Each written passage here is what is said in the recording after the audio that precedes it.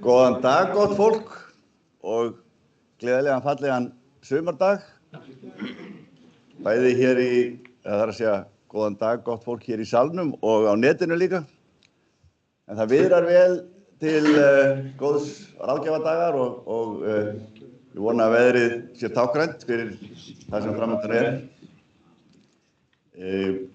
Hlutverk Hafrannsóknastofnunar, sem heitir fullurnafni Hafrannsóknastofnun, Rannsóknar- og ráðgjafarstofnun hafs og vatna, með handhægt nafn, í meginatriðum þríþætt, eins og þið vitið. Það snýst ráðgjöf, það snýst rannsóknir, ráðgjöf og miðlun. Meginatriðum það þessi þrjú hlutverk. Og það hefur verið skerpt á þessum hlutverkum í þeim breytingum sem gerðar voru á lögum Hafró núna í vor. Þannig að þau eru orðin ennþá skýrar orðuð í lögum okkar stofnun. Þessi þrjú hlutverk, þau ríma mjög vel við þrjár stoðir sjálfbærrar þróunar sem okkur verður tíðrætt það er að segja umhverfi, efnahag og samfélag. Rannsóknirnar snúast nefnilega ekki bara það að afla þekkingar til þess að geta nýtt auðlindina, heldur líka til þess að vernda hana og gæta þess hvernig við göngum umhverfið okkar. Ráðgjöfin tengist svo hinni efnahagslegu stoð. Við erum Ráðgjöfin tengist mjög hinni efnahagslegu stoð. Þar erum við að velta fyrir okkur og huga að því hvernig hægt að ná sem mestum verðmætum, nýta auðlindina á sem verðmætastan hátt til langs tíma, án þess að ganga á möguleika komandi kynslóða, eins og segir í upphaflegri skilgreiningu Brundtland-nefndarinnar á sjálfbærri þróun. Og án þess að ganga á umhverfið skaða það. Síðan það í þriðja lagi miðlunin, og þessi dagur hluti af því sem við erum að gera í okkar miðlunarstarfi. Mjög mikilvægur þáttur í okkar starfi miðlun. Þið munið sjá eftir fundinn í dag, þar sem verður stiklað á stóru, þar munið sjá á vefsíðun okkar mun ítarlegri upplýsingar og gögn heildarferlið, gögnin sem að baki búa á þær niðurstöður sem lagðar eru fram. Þetta mjög mikilvægur þáttur og tengist ekki síst hinni samfélagslegu stoð, sjálfbærrar þróunar. Við leggjum mikla áherslu á það að kynna það sem við erum að gera, leggja það fram á opinn hátt til þess að auðvelda fólki annars vegar að móta sér upplýstar skoðanir á því sem við erum að gera, gagnrýna og upplýstan og rökstuddan hátt það sem við erum að gera, en líka til þess að efla traust á okkar vinnu og gera fólki auðveldara með að átta sig á því hvað þar býr að baki. Traust á þessari vinnu gríðarlega mikilvægur þáttur því að það eru margar stórar og mikilvægar og verðmætar ákvarðanir, bæði sem snúa að efnahag og umhverfi sem að baki búa og byggja á þessari vinnu og þess vegna gríðarlega mikilvægt að hana líki upplýst traust, annars vegar en það sem við kunnum og vitum og líka þær takmarkanir sem eru á okkar þekking. Að þessu sögðu það mér sérstök ánægja að setja þennan ráðgjafardag. Bjarki Þór Elvarsson mun hér á eftir kynna ráðgjöfina fyrir næsta fiskveiðiár. Nánast allt starfsfólk stofnunarinnar hefur komið að þessari vinnu á einn eða annan hátt undanfarið ár og undanfarið ár sjálfsögðu, bæði til sjós og lands.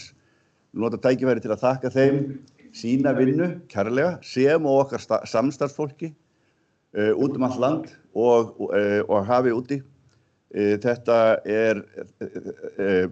svona ákveðin áfangi í gríðarlega umfangsmikilli vinnu sem að lýkur sínum áfanga hér með þessari kynningu.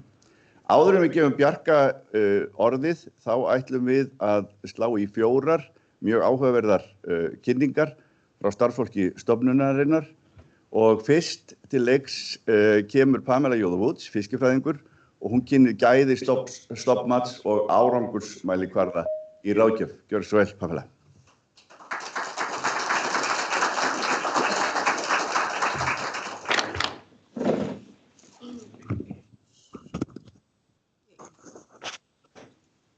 Takk fyrir. So flestir hefur líklegast heyrt af mati Dalvat að starfsemi Hafrannsóknastofnun sem hefur verið birt á síðu ráðuneytisins. Þetta var beint hvatti þessa erindis. Þó við miðlum niðurstöðum við vísindarannsókna okkar, miðlum við ekki oft hvernig þær eru framkvæmdar. Markmið hér að útskýra hvernig ráðgjöfin fengin og kanna mögulega árangursmælikvarða ráðgjafarinnar. Stofnmat líka þáttur í sjálfbærum veiðum sem byrja með að safna mikið af gögnum, meta þau og gera þau aðgengileg almenningi. Við verum hér í þessum rauða hring fyrst og fremst sem gagnatúlkar. Þetta mjög mikilvæg staða í keðjunni því án þessara upplýsinga ekki hægt að halda hringnum áfram, en á sama tíma höfum við engin stjórn á því sem gerist næst. Aðra þættir munu hafa áhrif á hvernig sjálfbærni þróast, til dæmis ákvarðanir sem stjórnvöld taka, lögformlegar heimildir, ólíklegir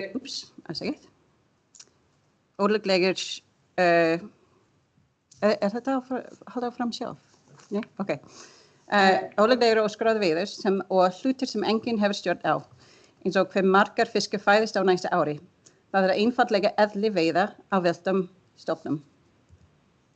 Það þýðir að það sem við gerum hér nauðsynlegt en ekki nægilegt fyrir sjálfbærni. Sjálfbærni mun ekki nást án þessara upplýsinga, en það að hafa upplýsingarnar þýðir ekki að sjálfbærni sé tryggð. En undir allri þessari óvissu góður byrjunarstaður að hafa gott stofnmat. Í þessu erindi mun ég greina á milli þremur mismunandi gerðum.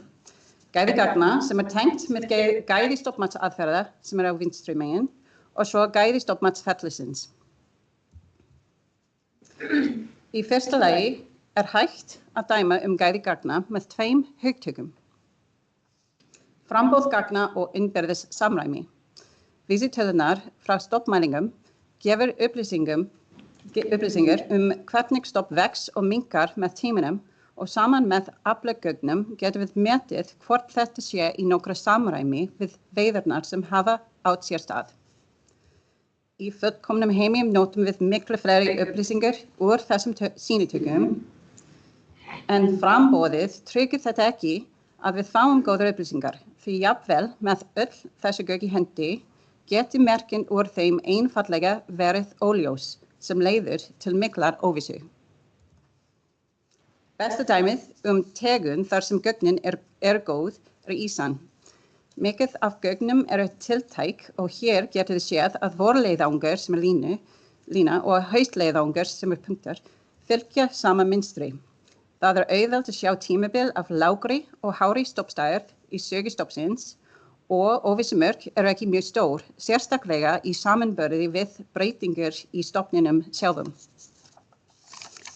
Við getum borið þetta saman við ufsa þar sem óvissumörk víð. Stærð þeirra getur verið nokkrum sinnum vísitalinn sjálf. Kvarðinn á óvissunni einnig mjög stór miðað við breytingarnar á vísitölunni frá ári til árs. Þetta ekki vandamál vegna framboðsgagna, heldur vegna lítils innra samræmis sem stafar af hegðun ufsa og tilhneigingu þeirra til að ferðast langar leiðir. Þessi óvissa hefur þá bein áhrif á matgæði líkansins. Hér má sjá að fyrir ísa línurnar fylgja gagnapunktum nokkuð vel, á meðan ufsi á erfiðara með að gera það með nokkrum mjög háum vísitölum og stórum stökkum upp og niður milli ára sem líkanið fylgir aðeins að hluta.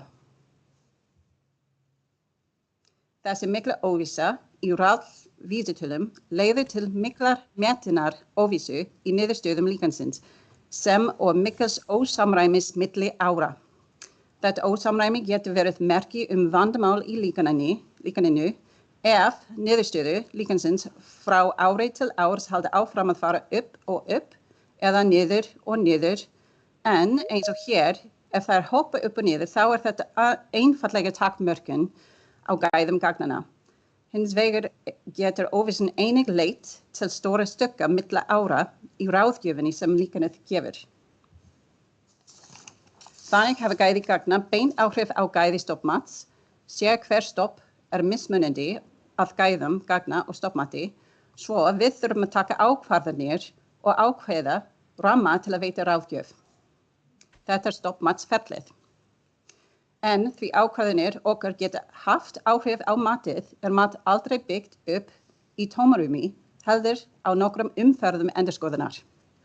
Að leggja vinnu okkar undir jafningarýni tryggir gæði eftirlit stoppmatsferlisins. Og þannig kemur Alþjóðahafrannsóknaráðið inn í söguna. Til að tryggja gæði stoppmatsferlisins margar stofnar metnir af Alþjóðahafrannsóknaráðinu sem sýnt hér neðan. Fyrir flest aðra stofna höfum við samræmt stoppmatsferlið okkar við samferla þótt þeir sé ekki rýnt eins og ítarlega. Samantekt að finna hér á vefsíðu okkar í inngangur að ráðgjöf. Alþjóðahafrannsóknaráðið gefur út margvíslegar leiðbeiningar eins og þessar sem lýsa hvernig ráðgjöf mynduð og hvernig gæði eftirlit og jafningarýni framkvæmt. En hvar jafningarýni í stoppmatsferlinu? Þetta fer eftir því hvort við erum að tala árlega ráðgjöf eða breytingar á grundvelli ráðgjafar. Fyrir báðar hefst jafningarýni innan hús og innan ICES vinnuhópa. Þegar ég segja ICES, það Alþjóðahafrannsóknaráðið. Ráðgjöf sem ICES gefur síðan endurskoðuð af ráðgjafarhópar sem fullvinna ráðgjafarskjöl og síðan samþykkir ráðgjafarnefnd ICES ráðgjöfina. Aðferðafræði ekki endurskoðaður árlega þar sem formlegt rýniferli fer fram á 5 til 7 ára fresti til að ákvarða þær aðferðir sem notaðar til að meta stofninn árlega á rýnifundi með óháðum gagnrýnendum.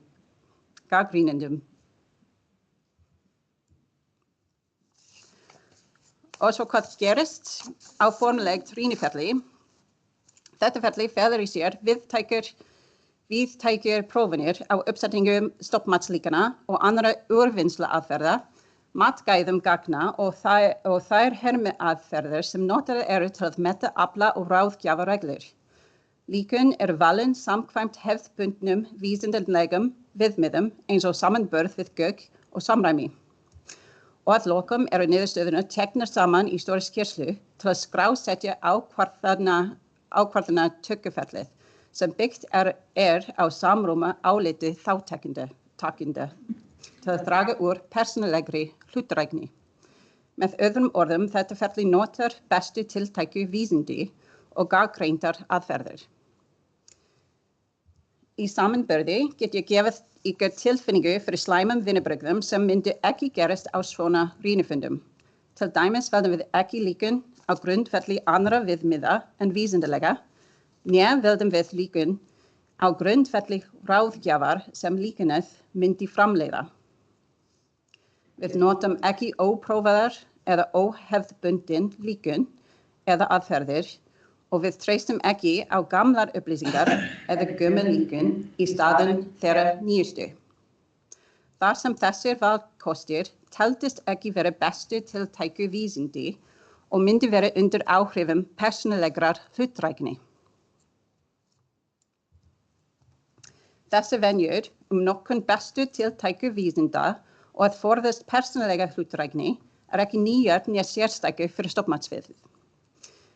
Þetta grunnþættirnar í tilgátupróf í vísindum, hluti af því sem kallast vísindalega aðferðin, sem nauðsynlegt í hvaða vísindagrein sem til að vera grunnur á sönnunargögnum. Og bara að hafa nokkur lokaorð gæði áður en ég skipti yfir í árangursmælikvarða. Í fyrsta lagi, það leiðir til að fylgjast með og leggja af mörkum til þessara ferla í gegnum Alþjóðahafrannsóknaráðið. Með því að sækja stöðu áheyrnarfulltrúa í rýnifunda eða hópum þar sem ráðgjafarskjölin rýnd. Í öðru lagi hvet ég ykkur öll til að nota sömu gagnrýni sem við beitum á okkur sjálf þegar þið dæmið hvort þið veljið að trúa samfélagsmiðlum og stundum jafnvel hefðbundnum fjölmiðlum. Þessi miðlar vinna á miklu styttri tímakvörðum og byggja oft ekki á bestu tiltæku vísindum. Ekki aðeins þeir sem stunda veiðarnar telja með sem hagsmunaaðilar, heldur einnig þeir sem verða fyrir áhrifum ósjálfbærra fiskveiða, þar á meðal fjármálastofnanir, lífeyrissjóðir og almenningur. Til dæmis getur þið spurt, eru þessi upplýsingar byggðar á sönnunargögnum? Hafa þær verið jafningar rýndar? Gætu þær verið hlutdrægar vegna óska eða vonar einstaklings? Og að lokum hvað hægt nota sem árangursmælikvarða í ráðgjafarferlinu. Árangursmælikvarðar þurfa að byggjast þáttum sem hægt að stjórna hér innanhús, frekar en það stjórnað af náttúrunni. Vegna þess gætu gæði gagna og mat verið mögulegar árangursmælikvarðar í sumum tilvikum, en þó ekki öllum. Gæði ráðgjafarferla hins vegar eitthvað sem algjörlega eitthvað sem við með Alþjóðahafrannsóknaráðinu höfum stjórn á. Til samanburðar eru nokkrir mælikvarðar sem ekki hægt að nota sem árangursmælikvarða. Í fyrsta lagi starfi okkar mun það að fá rétta svarið aldrei vera góður árangursmælikvarði þar sem hvorki við né nokkur annar munum nokkurn tíma vita rétta svarið. Þess vegna eru hermi aðferðir lykil þáttum í starfi okkar. Að herma eftir mynstri í náttúrunni sem við höfum séð besta leiðin til að nálgast hversu vel nýtingaráætlun mun virka. Í öðru lagi ekki hægt að nota stærðstofns eða hækkun og lækkun í ráðgjöf sem árangursmælikvarða. Þetta einfaldlega niðurstöðu, ekkert sem við getum stjórnað né notað sem vísindaleg viðmið við mat á líkunni. Í þriðja lagi, hvort við náum í raun sjálfbærni einnig fyrir utan okkar stjórn. Ráðgjöfin sem við gefum aldrei fullkomin, en með tímanum eykst framboð gagna og það bætir almennt mat okkar. Það verndar okkar hins vegar ekki gegn loftslagsbreytingum eða skyndilegum breytingum á framleiðni, sem ekki óalgengt. Það getur heldur ekki af sjálfu sér varið okkur gegn ofveiði vegna þess að svo margir aðrir þættir í fiskveiðikerfinu stjórna hvernig ráðgjöf okkar færð yfir í raunverulegar veiðar. Þannig muni þetta verða áframhaldandi umræðu innanhús hér á Hafrannsóknastofnunin nokkurn tíma áður en við höfum marktækin árangursmælikvarða. Og takk fyrir.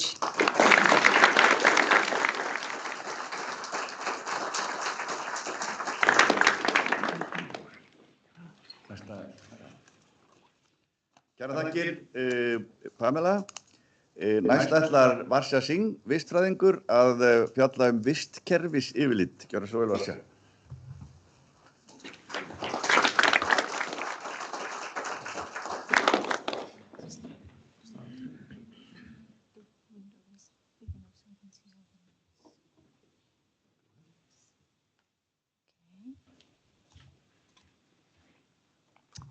Já, hæ, takk. Góðan daginn. Þetta fyrsti fyrirlestur minn á íslensku. Vinsamlegast verið þolinmóð. Í þessari kynningu verður sagt frá ICES-vinnuhópnum WGICE, tilgangi hans og mikilvægi. WGICE stendur fyrir Working Group on Integrated Ecosystem Assessment of Icelandic Waters, sem kallast á íslensku vinnuhópur samtækt vistkerfismat íslenskra hafsvæða. Helsta verkefni hópsins að þróa aðferðir fyrir vistkerfisnálgun við stjórn fiskveiða á íslensku hafsvæði. Hvers vegna skiptir þetta starf máli? Við vitum að lífríki sjávar hefur breyst undanfarna áratugi. Best þekktu dæmin breytingar á íslensku hafsvæði eru Útbreiðsla loðnu að sumarlagi færðist frá norðurströnd Íslands í átt að austurströnd Grænlands aldamótin. Hlýsjávartegundum hefur fjölgað og útbreiðslumörk þeirra hafa færst norðar. Botnlægum kaldsjávartegundum hefur fækkað. Stofnstærð langreyðar og hnúfubaks hefur aukist undanfarna áratugi. Varpárangur sumra sjófuglategunda fer minnkandi.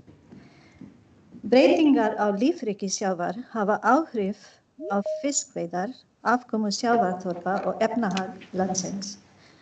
Ástæður fyrir þessum breytingum eru margþættar og má útskýra að hluta til með breyttu ástandi sjávar. Þar að auki höfum við mannfólkið áhrif á lífríkið með nýtingu okkar á auðlindum þess. Vistkerfisnálgun við stjórn fiskveiða felur í sér samtækt vistkerfismat, þar sem áhrif breytinga í vistkerfinu og nýtingar okkar á auðlindum þess eru mæld. Hvað samtækt vistkerfismat? Samtækt vistkerfismat fer ítrunarferli sem skipt í 5 hluta. 1. Skilgreina markmið og viðmið verndunar vistkerfisins í samráði við hagsmunaaðila. 2. Þróa vísa sem mæla breytingar í vistkerfinu ásamt efnahagslegum og félagslegum vísum sem mæla áhrif vistbreytinga á íslenskt samfélag. 3. Meta núverandi ástand vistkerfisins. 4. Greina hvernig nýting okkar hefur áhrif á vistkerfið með áhættugreiningu. 5.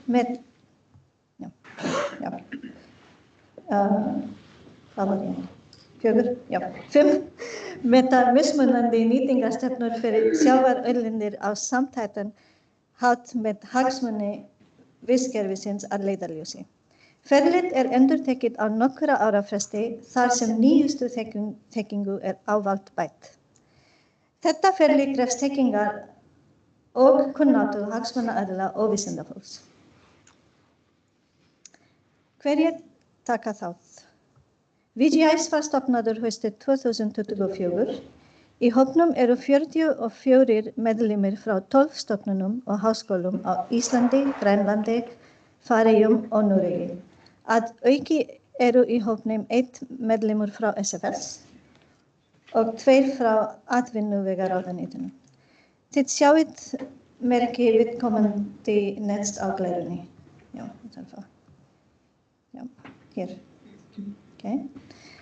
Meðlimir hópsins hafa fjölbreyttan bakgrunn úr vísindasamfélaginu, atvinnulífinu eða stjórnsýslunni. Þar á meðal eru sérfræðingar í hagfræði og félagsfræði sem nauðsynlegt þar sem efnahagsleg og samfélagsleg áhrif fiskveiða ein af grunnstoðum samtæks vistkerfismats. Einn af forgangsmálum okkar að koma á árlegu samráði við hagsmunaaðila og verður fyrsti fundurinn haldinn í november. Að auki eigum við í samstarfi við ICES vistkerfishópa í Noregshafi, VGI Nor, og Grænlandshafs, VGI EAGS. ICES hefur skipt hafsvæðum í Evrópu í 16 vistkerfissvæði sem þið sjáið á kortinu.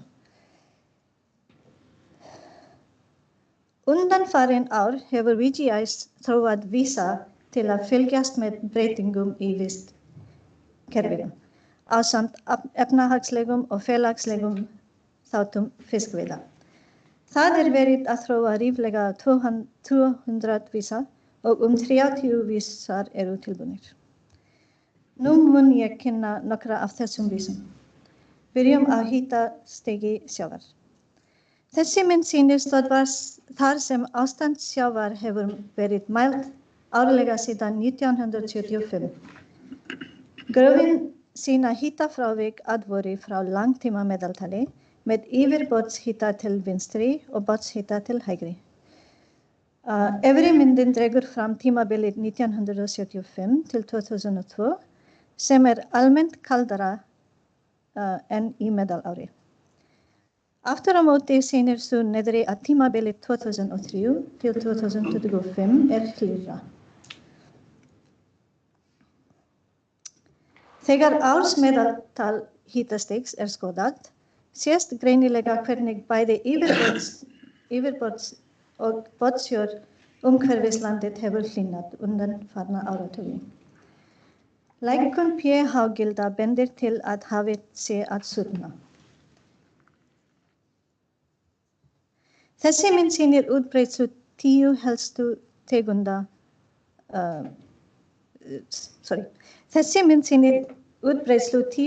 hvalategunda sem finnast í hafinu við Ísland. Myndirnar eru byggðar á hvalatalningum. Hver mynd sýnir útbreiðslu með skiktum svæðum og punktum þar sem hvalir sjást í talningu árið 2015. Gröfin í neðra hægra horni sýna metin fjölda tegunda. Algengustu tegundirnar eru langreyður, hrefna, höfrungur og grindhvalur. Sjaldgæfari eru hnúfubakkur, búrhvalur, andarnepja og steypireyður.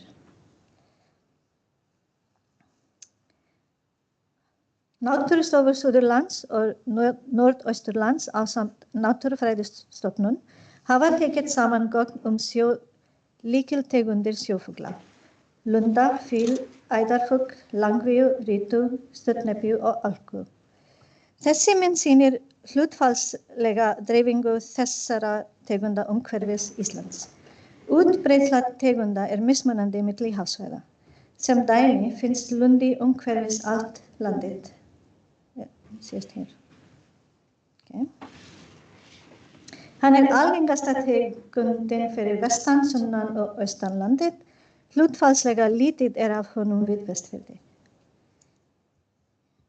Samfélags- og efnahagsvísar hafa verið unnir úr gögnum frá Hagstofu Íslands. Hlutdeild fiskveiða og vinnslu í vergri landsframleiðslu hefur dregist saman síðustu áratugi sem endurspeglar vaxandi fjölbreytni í íslensku efnahagslífi. Efnahagslegt mikilvægi ferðaþjónustu hefur aukist og valdið því að hlutfallslegt mikilvægi fiskveiða hefur minnkað. Á sama tíma hefur útflutningsverðmæti fiskafurða vaxið fyrir botn- og uppsjávarfisk. Verðmætin eru ekki leiðrétt fyrir verðbólgu.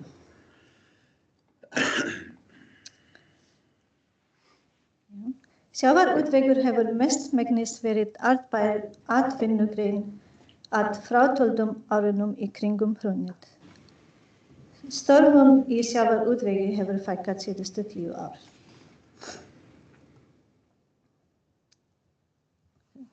Eitt af verkefnum VGIs í samvinnu við VGI Nord að þróa vistkerfisgagnasjá, sem gagnvirk vefsíða sem veitir aðgang að vísum VGIs. Markmið að þróa opna aðgang að gagnasjáinni í nánustu framtíð. Meira verður sagt frá gagnasjáinni af fyrsta fundi VGIs með hagsmunaaðilum í lok november. Eitt af núverandi verkefnum VGIs að uppfæra ICES vistkerfis yfirlit fyrir Íslands hafsvæði sem verður gefið út í lok september. Þar verða kynntar niðurstöður áhættugreiningar sem sýnir áhrif af völdum manna á vistkerfi hafsins. VGIs býður til samráðsfundar með hagsmunaaðilum á næsta fundi VGIs í lok november.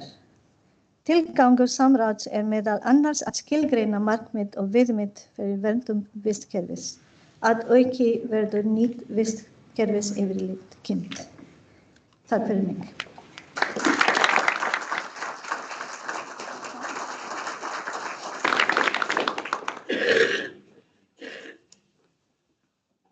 Takk Varsja. Við ætlum að bjóða upp á spurningar hér á sal í lok erindanna allra, þannig að við erum ekki að opna á samræður á milli, samtöl á milli erinda. En Pamela núna búin að fara yfir svona faglegu vinnu við stofnmatið og árangursmælikvarðana var sér að farið yfir vistkerfisnálgunina sem náttúrulega gríðarlega mikilvæg, ekki síst í ljósi þeirra breytingar sem að verða í umhverfinu og allstaðar og tengdi þetta þá líka við efnahagslegu og samfélagslegu stoðina sem ég nefndi hér í mínum inngangi. Þannig að þetta tengist allt saman á mjög áhugaverðan og rökréttan hátt. Nú er ykkur sögunni að vernd í hafi og Steinunn Hilma Ólafsdóttir ætlar að fjalla það mikilvæga málefni núna. Gjörðu svo vel, Steinunn.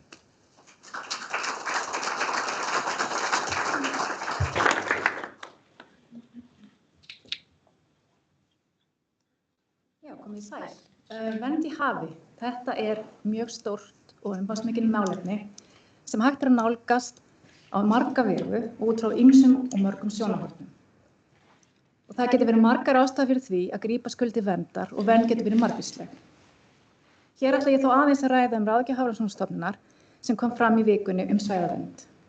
Auk þess að leggja fram ráðgjöf sem ég vona að verði þess að efla umræðu og verkferla og skipulag verndarsvæða heldur fylgi þessari ráðgjöf ítarleg tækniskýrsla sem fer yfir forsendur og gögn þar að baki. Að auki var gefin út skýrsla sem skýrir þessa vinnu í víðara samhengi og nefnist inngangur að svæðaráðgjöf. Og þessi skjöl öll að finna á heimasíðu Hafrannsóknastofnunar. Hafrannsóknastofnun ráðleggur að landgrunnshlíðar Suðurlands og niður fyrir gil og hryggi sem skera landgrunnskantinn skuli njóta verndar til að koma í veg fyrir hnignun búsvæða og vistkerfa. Til að ná þeim markmiðum þarf að koma á vernd þar sem allar athafnir sem snerta botn og eða geta haft áhrif niður á botn séu óheimilar. Svæðið tæplega 33.000 ferkílómetrar. Þetta stórt svæði, en það þó einungis rétt rúmlega 4% af efnahagslegu sögu landsins. Svæðið stærsta gljúfrakerfi Íslands sem tekur við af bröttum og skörpum landgrunnsbrúni og kanti hérna fyrir suður á landinu. Gljúfrin mynduðust frá upphafi ísaldar og setlag þeirra varðveita upplýsingar jarðsugu, endurtekin jökulhlaup, eldgos og upplýsingar sjávarstöðu. Hlíðar þessa svæðis eru margar nálægt hrun og stöðugleikamörkum og það sem umfangsmikil truflun getur raskað náttúrulegu jafnvægi. Sýn ykkur hérna aðeins betur þessi mikilfenglegu gljúfur sem eru hérna fyrir sunnan okkur. Þannig að sést vel hversu brúnin skörp og hversu gljúfrin eru djúp og það eru svona hryggir og gil og farvegir eru mjög áberandi. Neðansjá og gljúfur eru þekkt fyrir fjölbreytt lífríki og innan þessa svæðis einnig að finna fjölbreytt lífríki, meðal annars viðkvæm vistkerfi og tegundir. Nokkur viðkvæm vistkerfi eru innan svæðisins sem hafa verið skilgreind á alþjóðavísu. Þetta eru kóralrif, svampagarðar og svampabreiður, kóralgarðar og sæfjaðragarðar. Hér sjáið þið mynd af kóralrifi, en þessi kóralrif eru allvíða eftir landgrunnshlíðinni.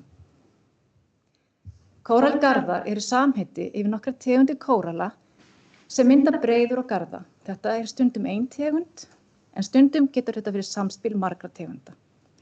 Og sæfjaðragarðar geta einnig verið myndaðar af einni tegund sæfjaðra eða fleirum.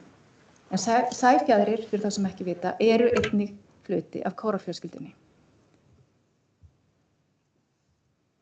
Svampabreiður, þær eru helst að finna á hörðum botni og þar eru einnig stundum margar tegundir sem koma saman og mynda fjölbreytt og fjölskrúðugt lífríki og vistkerfi, en stundum aðeins eina eða fáar tegundir að ræða sem eru ríkjandi. Þetta eru þau vistkerfi sem eru skilgreind sem viðkvæm, en þarna eru að sjálfsögðu mörg önnur vistkerfi og margar aðrar tegundir innan þessa svæðis sem gerir það mjög fjölbreytt. Að baki ráðgjafar liggur mikil vinna við að skoða fyrirliggjandi samninga, viðmið og áherslur í verndarmálum hafsins. Alþjóðleg stefnumörkun og samningar eins og samningur líffræðilega fjölbreytni, CBD-samningurinn og OSPA-samningurinn, auk leiðbeininga, viðmiða og aðgerðamarkmiða líffræðilegan fjölbreytileika í alþjóðlegu samhengi og í samhengi svæðisins í Norður-Atlantshafi. Þetta á meðal annars við markmið vernd 30% fyrir hafsvæða fyrir árið 2030.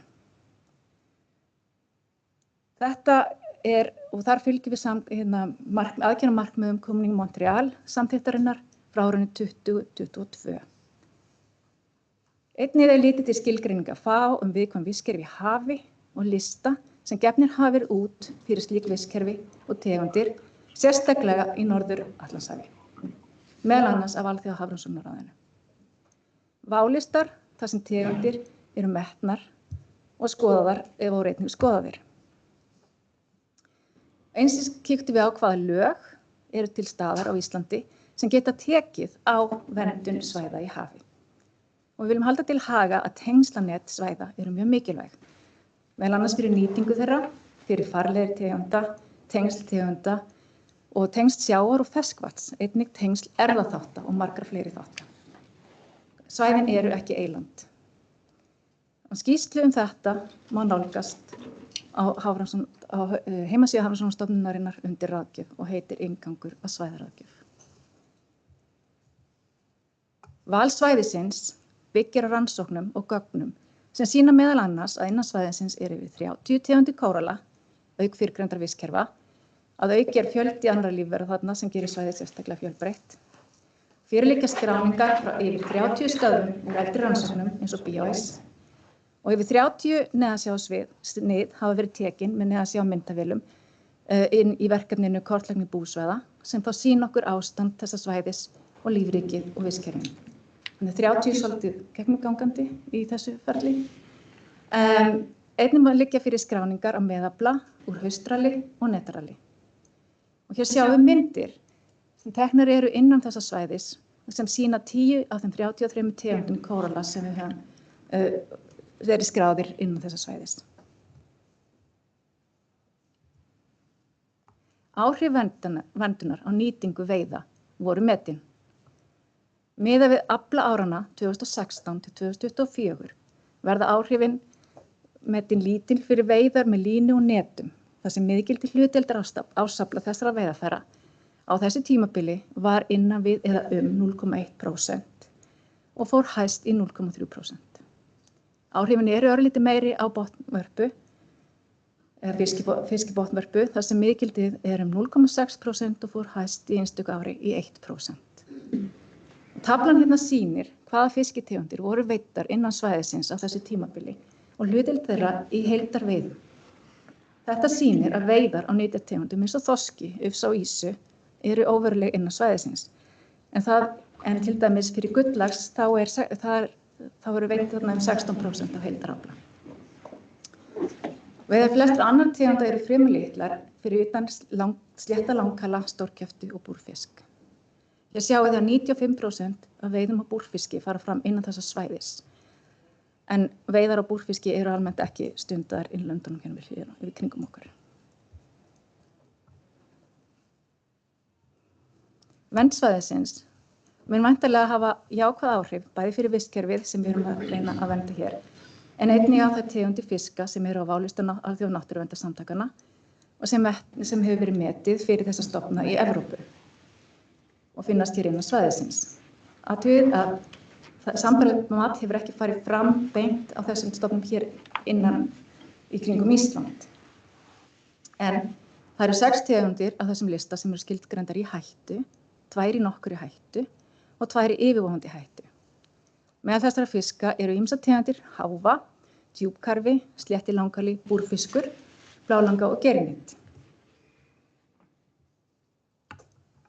Vernd vistkerfa í hafi undir lögum Fiskveiðilandhelgi Íslands var sett í sérreglugerð árið 2023 og hún inniheldur meðal annars fyrri verndanir kóralls, auk verndanir á hverasvæðum, neðansjávarfjöllum og fleiri svæðum. Svæði undir þeirri reglugerð í dag þekja alls 1,6% af efnahagslögsögunni. Þessi svæði eru fjólublá hér á þessari mynd. Nokkur svæði njóta verndar samkvæmt náttúruverndarlögum, en þau eru fremur lítil og þið sjáu þau rauðu deplana sem eru nálægt landi. Stærst þeirra er hafsvæði kringum Surtsey, en einnig má nefna Hverastýtur í Eyjafirði, Gerpisvæði fyrir austan og Látragrunn úti fyrir vestan. Með þessu nýja svæði erum við að bæta við hlutfalli svæða til verndar vistkerfa sem verður það samtals tæplega 6% af efnahagslögsögu Íslands. En hvað svo? Það er von okkar að ráðgjöf þessi fari í farveg sem leiði til umræðu og verklags fram á við, einnig innan stjórnsýslunar, svo að við getum tryggt heilbrigð vistkerfi og líffræðilega fjölbreytni í hafinu, hver sem þau verða og hverjar sem forsendur þeirra eru. Takk fyrir.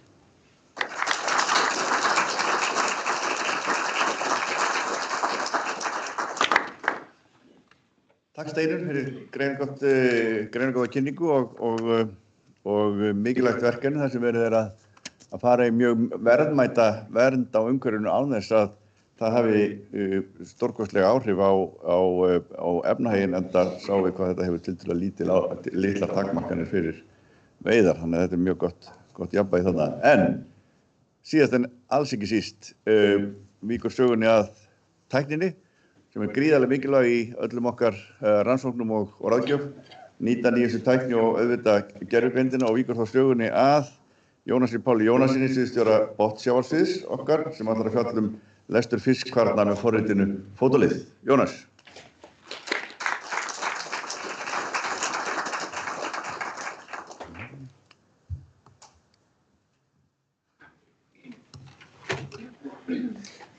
Komið sæl, gaman að sjá svona mörg hérna í dag. Það búið að vera núna fyrirlestrar sem hafa verið dálítið víðir og fjallaði dálítið stóru hlutina. Nú förum við dálítið svona aðeins inn á við og ég ætla að fjalla kannski nýja verkferla og nýtt forrit hjá okkur sem við höfum verið að taka í gegn á undanförnum árum og með mér er hún Petrún Sigurðardóttir sérfræðingur og sjá Da Silva Martins, doktorsnemi sem hafa komið að þessari kynningu. En þetta nafn fótolið, þetta er þá samsett orð af fótó og ótoliðs. Ótoliðs eru, eins og þið flest þekki, eru kvarnir og kvarnirnar er að finna hérna raunverulega fyrir aftan augað, réttur ofan heilan í fiskunum, eru 3 pör. Við erum aðalega að lesa 1 par sem við sýnum ykkur á eftir.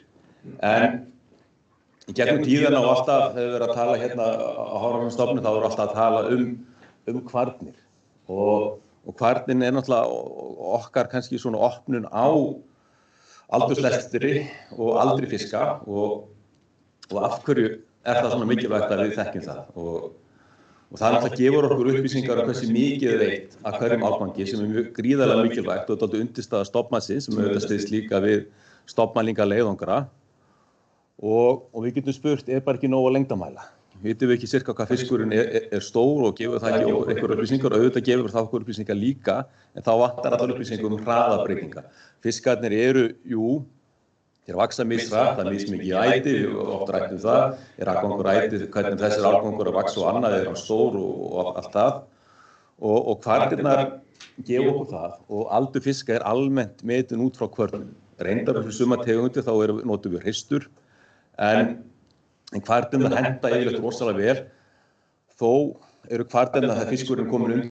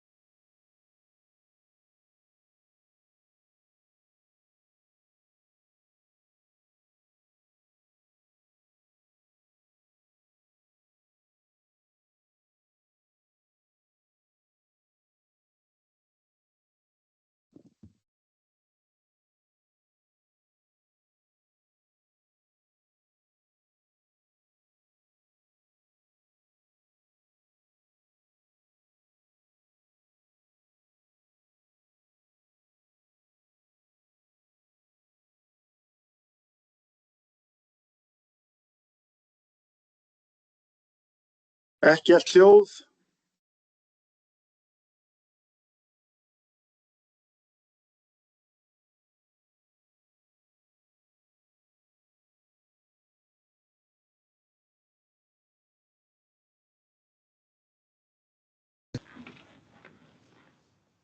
Vonum að prófa það núna, hvort það heyrist betur.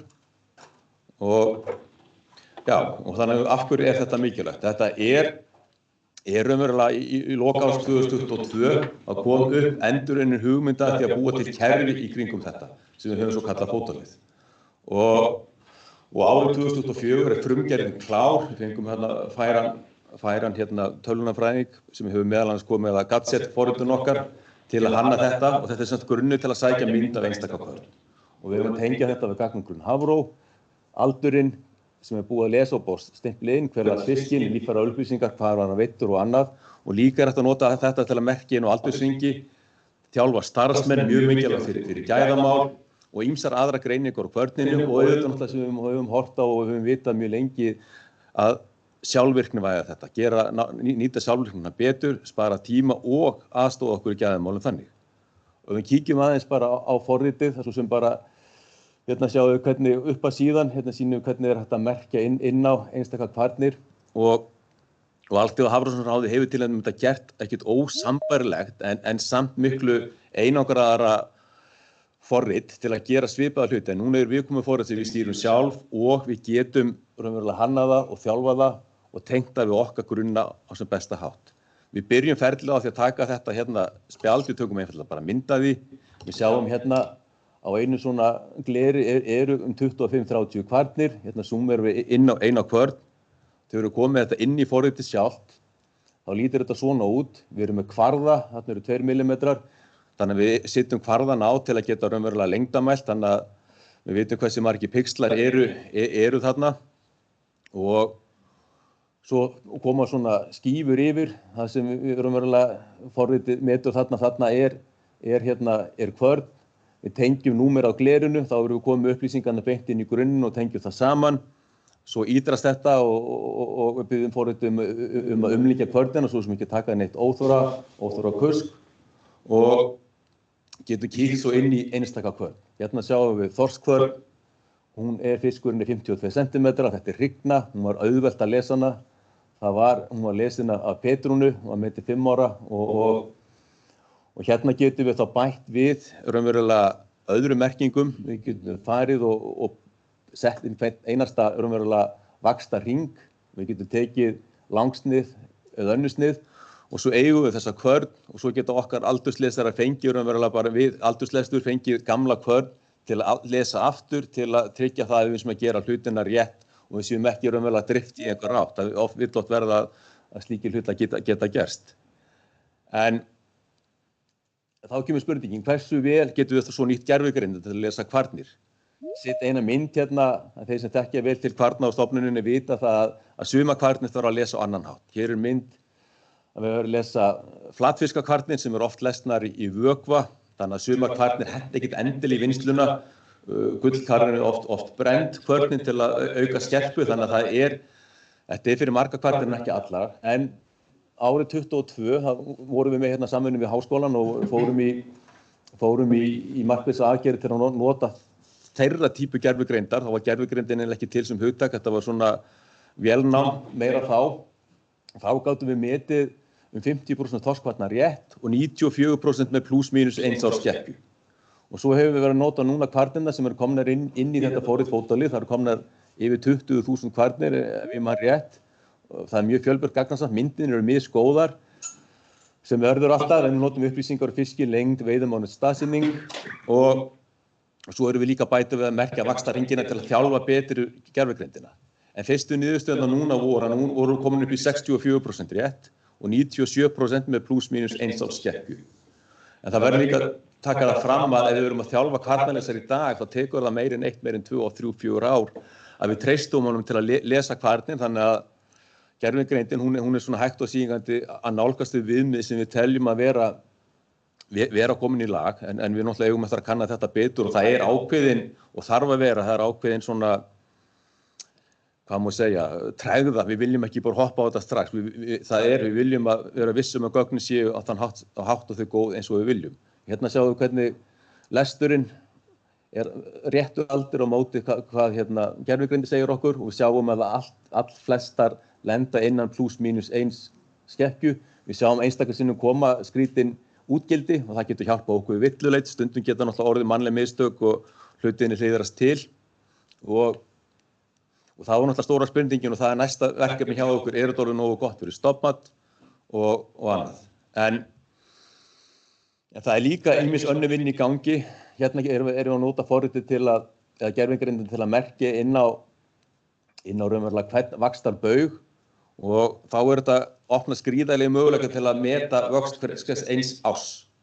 Fiskurinn að alast upp í köldu umhverfi til að mynda þegar við þekkjum það þegar seiðið reka við til Grænlands þá kemur fiskurinn raunverulega heldur minni með aldur til Íslands og það þó auðveldar að gera þá systematískan hátt í okkar gögnum að sjá það raunverulega í þessum fyrstu stigum og við þekkjum að núna bara eins og hún var að koma inn á áðan og núna ætla líka loðnan komin yfir og þá líka töluvert mikið af eldri fiski sem komin á Dorbanka og að éta þar loðnu en það er þá fiskur sem hefur alist upp við Ísland og að fara yfir. Þannig að við erum með grænlandsgöngur, bæði fæðugöngur og svo ungviði að koma tilbaka. Þannig að kannski Bjarki kemur inn að það vonandi aðeins og eftir. En einnig má nýta þessa kvarnir til stofnagreiningar sem getur það nýst okkur einmitt líka til að reyna að vega og meta hvaðan fiskurinn kemur. En næstu skref, það í raun búið að innleiða myndatöku kvarna inn í alla verkfalla hjá okkur. Við stýrum og þróum viðbótum forritið sem mjög gott. Gervigreindin alltaf að verða betri og betri. Og komin mjög vel á leið og bara aftur ítrekka þannig mikið gæðamál og grunngögnin séu rétt hjá okkur svo við getum staðlað þau og þetta hjálpar okkur til við að líka að þjálfa nýja aldurslesara og opnar alveg mjög mörg tækifæri í rannsóknum. Þannig að þetta vildi ég segja þetta. Þannig að, já, takk.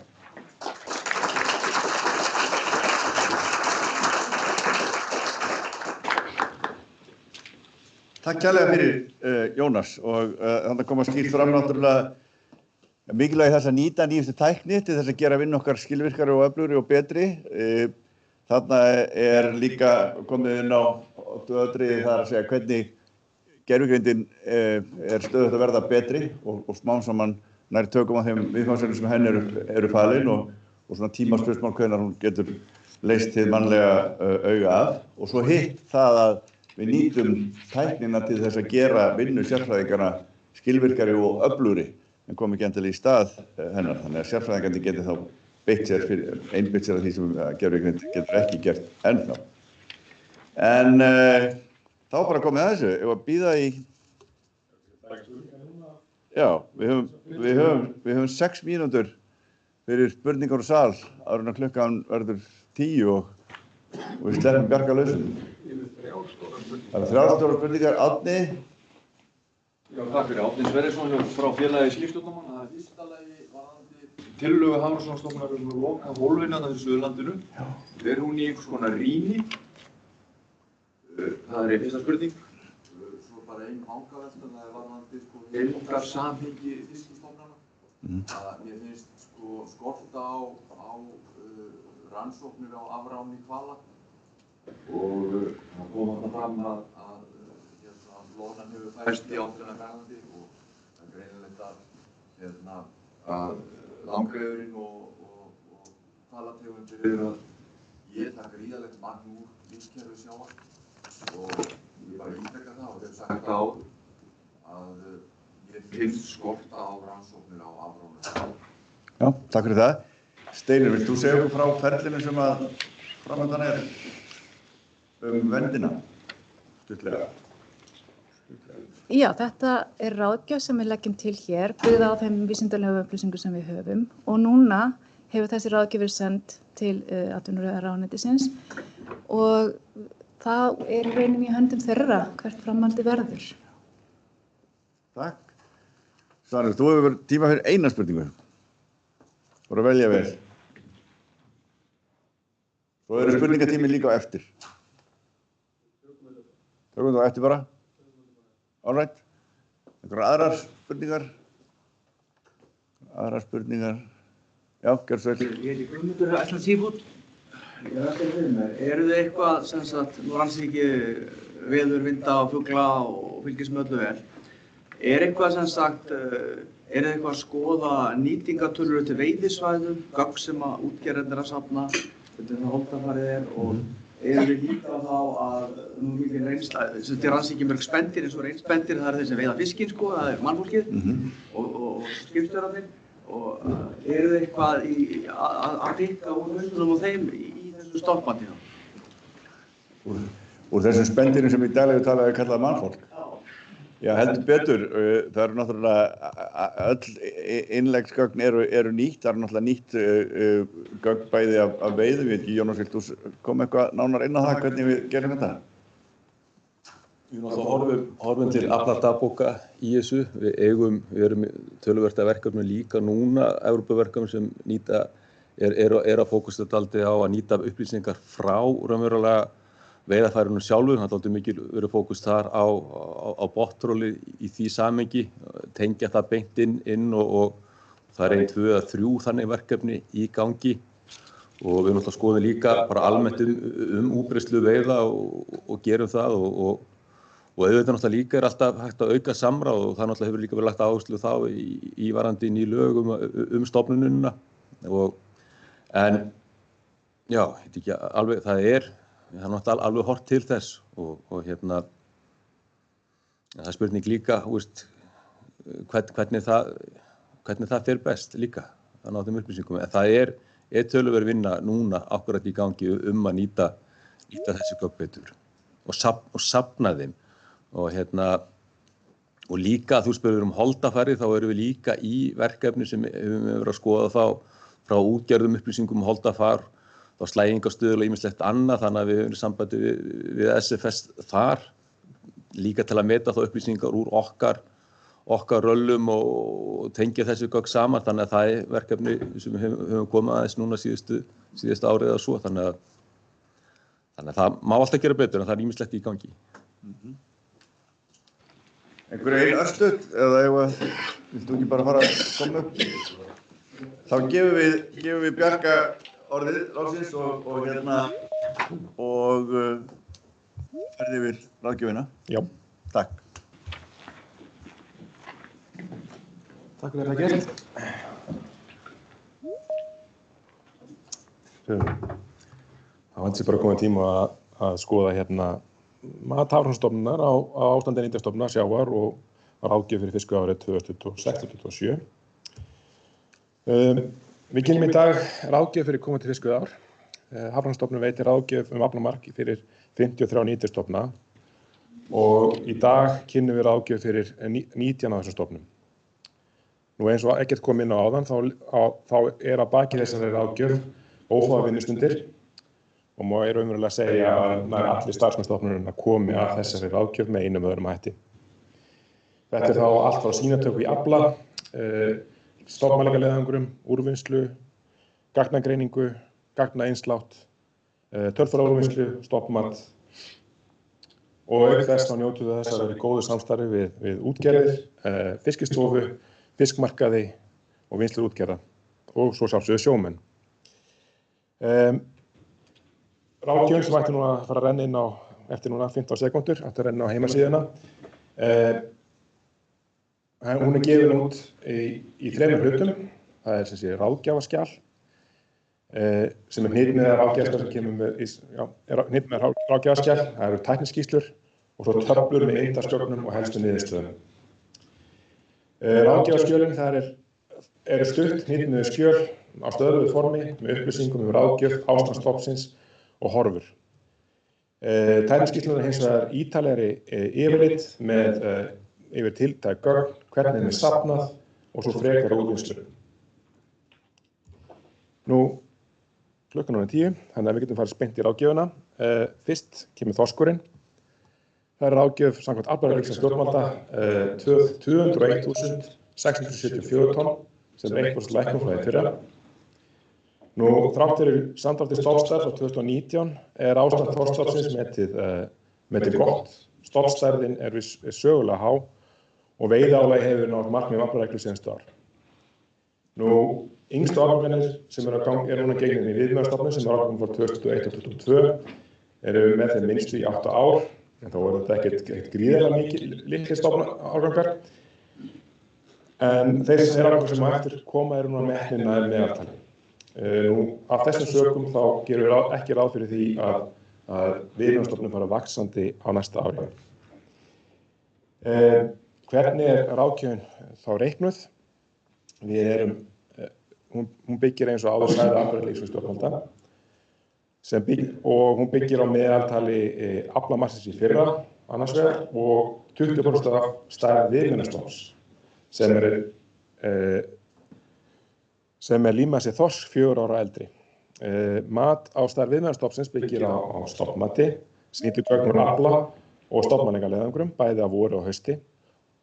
Og svo hins vegar það aflaþyngdir fyrir árið ár.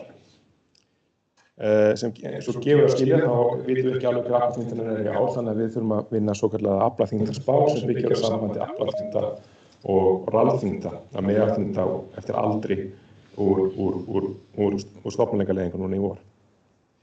Aflamarkið í fyrra var 203.822 tonn og svo 20% viðmiðunarstofnun með 199.527 tonn. Og því ráðgjöfin samkvæmt aflareiknings stjórnvalda eins og áður sagði 201.627 tonn.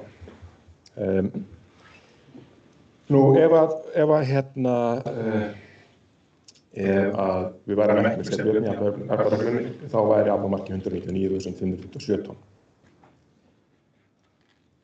Hversu gott þá stofnmatið? Hér sjáum við samanburð á stofnmatsvísitölum í vor og haustmælingu, sýndi hér með bláum og rauðum punktum, við niðurstöðu stofnmatsins sem táknað með heilum línum. Þess að draga úr vægi stakra mælinga byggir stofnmatið á því að vega saman mælingar á stökum árgöngum úr ralli og afla við frá fyrri árum. Almennt sést þó að stofnmatið fylgir leitni vísitalnanna og frávikin og mælingum eru viðhöfandi. Núna í vor var talsvert lækkun þó að vorralli vísitölunni, en stofnmatið fylgir þessari lækkun þó aðeins að hluta. Það sem og ástæðan fyrir því hann fylgir ekki stofnmatsvísitölunni í vor er svo að við mælum ekki viðlíka lækkun í haustrallinu og í aflagögnum. Annar mælikvarði á geði stofnmatsins er stöðugleiki þess og hér sjáum við sögu stofnmatsins. Rauða línur táknar stofnmatið í fyrra, stofnmatið í ár meðan stofnmat fyrir ára er táknað með svörtu línum. Samræmi stofnmatsins milli ára er almennt talið gott. Í fyrra bættum við göngu 2015 árgangsins frá Grænlandi sem virtist hafa aukið stöðugleikann milli ára. Þegar horft er til viðmiðunarstofnsins sjáum við að viðmiðunarstofnun í fyrra, fyrir árið 2005, er núna metinn hærri en hann var metinn í fyrra. Þessi hækkun í milli ára er vegna þess að þessi hækkun milli ára má rekja til þess að spáðar meðalþyngdir voru lægri heldur en svo raunin var. Þetta er svona eiginleiki þess að vera að vinna með spár, með stundum þar maður vanmat og ofmat á þessum tölum. Ef við horfum til vaxtar, þá til viðbótar við slaka ár frá 2021 til 2022 hafa meðalþyngdirnar farið lækkandi seinstu ár. Efri myndin hér sýnir meðalþyngdir úr vorralli eftir aldri og árum. Þar sem súlurnar sýna frávik frá meðalþyngdum og eru litaðar eftir árgöngum. Neðri myndin sýnir okkur magafylli þorsks úr vorralli og dökkbláa liturinn sýnir hlutfall loðnu í maganum meðan ljósi liturinn sýnir aðra fæðu og það er nokkuð ljóst að loðna spila stórt hlutverk í fæðu þorsks á þessum tíma. Þegar horft er til efri myndarinnar sjáum við að það koma tímabil þar sem að meðalþyngdin eru hærri og svo koma önnur tímabil þar sem meðalþyngdin eru lægri. Núna sjáum við til dæmis að 2010 til 2020, árunum milli 2010 til 2020 voru meðalþyngdir almennt hærri, en núna seinni ár hafa meðalþyngdirnar töluvert hafa lækkað og það virðist í því að sem að árgangarnir frá 2019 til 2021 virðist vaksa hægar heldur en árgangarnir þar á undan. Nú á sama tíma hefur við séð minna af loðnu á Íslandsmiðum og við sjáum minna af loðnu í mögum þorsks. Og við teljum því líklegt að þessi lækkun í meðalþyngdum megi rekja einhver hluta til minna magsloðnu á Íslandsmiðum. Ef við horfum hvað var það horfurnar, þá búist við ekki við mikilli hækkun í bráð, eins og ég sagði áður. Á þessari mynd má aðeins sýna þessa stöðu. Efri myndin sýnir metinn árgangastyrk við 30 ára aldur. Það sem ljósari súlurnar sýna spá styrk árganganna frá 2004 til 2005. Þar sjáum við að árgangar frá 2019 og 2020 eru metnir og yfir meðaltali, en árgangarnir frá 2001 til 2022 eru litlir og með þeim næstu í 8 fyrir 2001 árganginn og 5 ár senstu 2022 árgangsins. Nú, mat okkar árgangum þar á eftir hins vegar þó nær meðaltali. Neðri myndi sýnir ástand viðmiðunarstofnsins, aldurssamsetningunnar, súlurnar gefa til kynna stærð eftir aldri, sjáum við tölunar sýndar á myndinni. Aldurinn sýndar merktan á myndinni, dökkbláu súlurnar sýna ástandi eins og það metið í ár, meðan ljósbláu súlurnar sýna meðaltal senstu 10 ára þar á undan. Og við sjáum tiltölulega glöggt að yngstu aldurshóparnir, þeir eru talsvert undir meðallagi og þetta einmitt árgangarnir sem eru 2021 og 2022 árgangarnir sem eru þeir merktu sem við séum frá þeim tíma. En það líka hægt að benda á það að 2019 árgangurinn sem er eitt sá stærsti í fjölda sem við höfum séð í langan tíma, hann eiginlega meðal árgangur í lífmassa. Við sjáum það til dæmis á aldri 7 ára. Og það helgast af því að meðalþyngdina fyrir þennan árgang eru lægri lægri núna heldur en árunum þar þessi árun heldur en hefur verið síðustu 10 ár. Þannig að miðað við þetta þá gerum við ráð fyrir því að það sé ekki mikilvæg hækkunar að vænta í þorskinum í bráð, en við gerum heldur ekki ráð fyrir að það eru miklar lækkanir á stofninum. Nú, hvað var að stjórnum veiða? Þá efri myndið sýnir sett aflamark, sem er rauða línan, og landaðan afla, sem er bláa línan. Það sjáum við að nær alltaf hefur verið veitt umfram aflamark og senstu 5 ár hafa umfram landanir verið 6% af heildaraflamarki. Þessi frávik má hluta til með kerfisbundnum þáttum sem ekki tekið til við úthlutun aflamarksins. Og við erum að útskýra á neðri myndinni hvað þættir þeir eru, en einhver hluta þetta vaffinsafli sem þá sýndir með grænum. Það dökkblái liturinn afli rannsóknarleiðangrar hafrannsóknastofnunar, en svo koma aðrir þættir inn í þetta sem eru stærsti hlutin að þessu. Nú, einnig má benda á það að aflinn, eins og Jónas kom inn á áður, við Dorbanka hefur farið vaxandi seinustu árum og við vitum að það eru talsverðar göngur stærri þorsks milli Íslands og Dorbanka, þannig að maður leiðir líkum að stór hluta af þessum afla sem núna veitir við Dorbanka sé þorskur sem hefur alist upp í Ísland. En við höfum hins vegar ekki gert ráð fyrir þessum fiski þessum afla í stofnættaraflar. Nú, næst ísan. Það ráðgjöf samkvæmt aflareglu 63.206 tonn, sem 20% lækkun. En lækkunin í ár skýrist af því að viðmiðunarstofnun hefur lækkað frá sína hæsta gildi árið 2004. Nú, en stærð hrygningarstofnsins ennþá há og nálægt í hæsta sem mælst hefur og veiðiálagi hefur verið hóflegt frá setningu aflareglunar 2013. Árgangarnir frá 2021 2003 og til 2004 eru tiltölulega litlir, þannig að við búumst ekki við því að stofninn vaxi á næsta ári, en þó vísbending góða nýliðun 2005. Næst að ufsinn. Í ufsunum ráðgjöf samkvæmt aflareglu 49.887 tonn sem 16% lækkun. Nú ástæðan fyrir þessari lækkun sú að viðmiðunarstofninn metin minni í ár heldur en hann var metin í fyrra. Ástand stofnsins ennþá metið gott og veiðiálagið hefur verið undir varamörkum seinustu ár, en fyrir utan seinustu 2 ár hefur veiðiálagið verið umfram kjörsókn og umfram markmið núgildandi aflareglu. Stofnstærðin sem við tókum í notkun í fyrra metin stöðugri heldur en svo sem við vorum með áður, en það ennþá, eins og Pamela kom inn á í fyrirlestunum sín áðan, töluverð óvissa í mati á þessum stærðum. Við sjáum að öryggisspilinir sem sýnd hérna lífmassa og veiðiálagi eru töluvert víðari heldur en þeirra borðið saman vísunum. Við sjáum líka að tæplega helmingur aflaheimildir nú undir fiskveiðiárs hafa verið nýttar, þannig að það Næst komum við að gullkarfanum.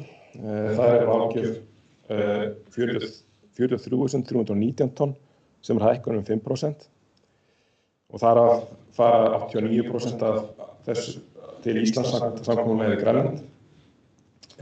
Hækkunin í ár má rekja til hærri stofnvísitölu í haustráni seinustu 3 ár samanborið við árin þar á undan. Eftir góða nýliðun og samdrátt í veiðiálagi náði hrygningarstofninn hámarki 2019 en hefur minnkað eftir það. Samdrátt í stofnstærð eftir 2019 má rekja til minni nýliðunar og því útlit fyrir að stofninn halda áfram að draga saman næstu árum. En vísbendingar eru að þessi tímabili nýliðunar sé að ljúka. Við höfum bæði séð hærri vísitölu smákarfa í vorrali og einnig sjáum við að það er stofnmæntið að fara að meta hækkun í nýliðun allir seinustu ár. En við búumst ekki við því að þessi nýliðun verði ráðandi í veiðistofnum alveg á næstunni, þannig að við gerum ráð fyrir að það verði einhver lækkun í stofnstærð á næsta árum. Næst að djúpkarfinn og ráðgjöfin þar eins og í fyrra, 0 tonn. Ástæða þess að hrygningarstofninn metin undir varúðarmörkum eftir langt tímabil á ofveiði og hruni í nýliðun. Veiðiálagið hefur samt dregið saman og mælist nú undir kjörsókn í fyrsta skipti í fyrra. Og í ár voru gefnar út aflaheimildir på 2500 tonn og aflinn á yfirstandandi fiskveiðiári komin í 2100 tonn. Næst að grálúðan. Það ráðgjöf aflamark 21.079 tonn sem nær óbreytta ráðgjöf. Af þessu fara 56,4% til Íslands samkvæmt samkomulagi við Grænlendinga, en það ekki samkomulagi við Færeyjar. Veiðiálagi hefur verið þó yfir kjörsókn seinustu ár en undir varúðarmörkum og svo hrygningarstofninn sem samanstendur af hrygnum yfir 60 cm metin nálægt aðgerðamörkum. En við höfum séð aukna nýliðun í stofninum og við búumst við því að stofninn fari að vaxandi á næsta ári. Þá það síldin. Þar ráðgjöf samkvæmt aflareglu 10.307 tonn sem 22% lækkun. Stofninn metin hafa náð hámarki 2004 eftir að stóra árangar frá 2017 til 2019 gengu inn í viðmiðunarstofninn og hefur síðan gefið eftir. Við áttum í smá basli með stofnmælingarleiðangurinn okkar í fyrra og hitti fyrra sem eykur aðeins á óvissuna í stofnmæntinu. Nú, þráttur þessa lækkun búumst við ekki við að stofninn minnki frekar næsta ári og það vísbending góða nýliðun 2024. Nú, kannski helsta breytingin svo að ráðgjöfin núna gefin út fyrir almanaksár, þannig að það segja fyrir árið í ár. Það sem við ferum mestmennist fram eftir birtingu ráðgjöfina hefur svo sem ekki mikil áhrif á framgang veiðanna. Svo komum við að loðnunni. Þar ráðgjöfin samkvæmt aflareglu strandríkja 358.044 tonn, sem myndi verða 81% hækkun frá lokaráðgjöfinni í vetur.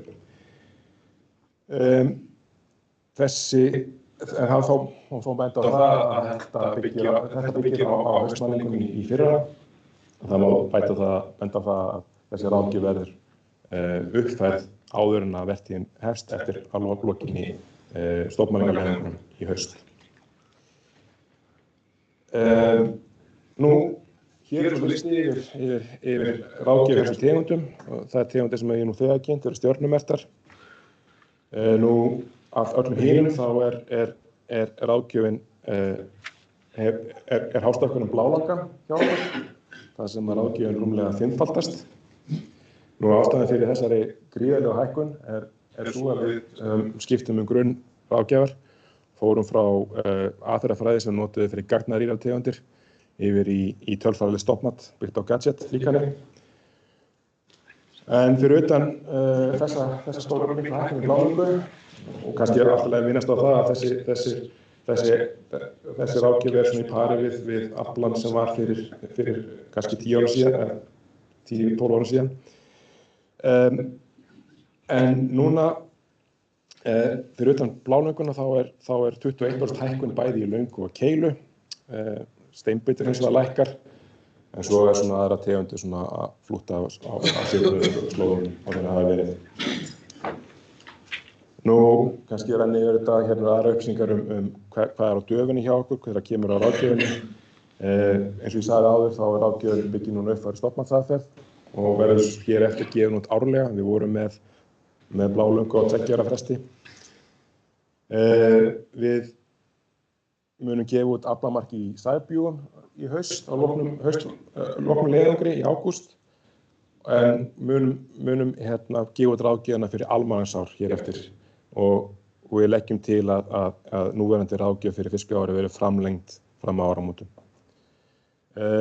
Ráðgjöf aflamark fyrir rækjustofnun okkar verður gefin út að loknum stofnmælingarleiðangunum í ágúst fyrir útvarpsrækjuna og í september fyrir innfæra rækjustofnana.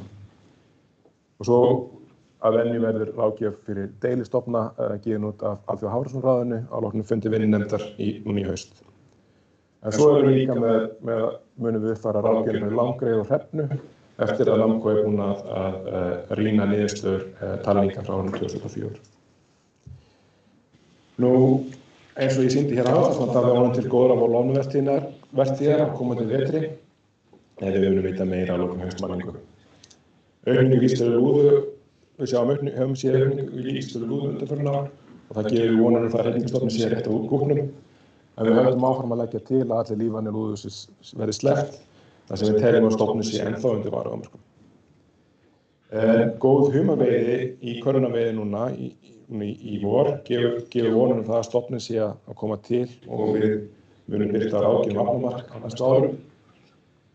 Sýningin og veiðin gefur þá ennþá til kynna að þessi aukning sem við erum að mæla sé mestmegnis minni humar og því er mikilvægt að byrja ekki óskart.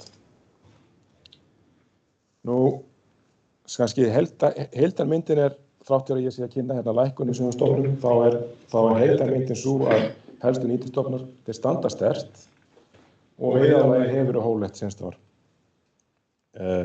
Ráðgjöf fyrir næsta fiskveiðiár, eins og ég sagði, er þó aðeins lægra. Ástand þorskstofnsins er gott en stofnstærðin hefur minnkað frá hápunktum 2019. Það kannski kemur inn að það hefur verið aðeins minni nýliðun heldur en árin þar á undan og svo er það þessi slaki vöxtur frá 2019 til 2001. Þannig að við gerum ekki ráð fyrir að stofnstærðin þar muni fara vaxandi ráð. Við erum ennþá sjáum við að djúpkarfinn er ennþá undir varuhámörkum vegna nýliðunarbrests og við búumst ekki við því að stofnstærðin ná upp fyrir mörk á næsta árum, jafnvel þó að mikil nýliðun mælist á næsta ári. En eins og við erum komið inn á, þá eru vísbendingar það að þessu tímabili lélegur nýliðanar sé að ljúka. Við erum að sjá aukningu í vísitölum á mörgum tegundum, eins og í smærri gullkarfa, humars, lúðu, blálöngu, skötusels, stórkjöltu og keilu. Þannig að þetta er ekkert endilega, við erum ekki endilega að horfa á neitt fram á neitt slæðartíma á næstunni. Takk fyrir.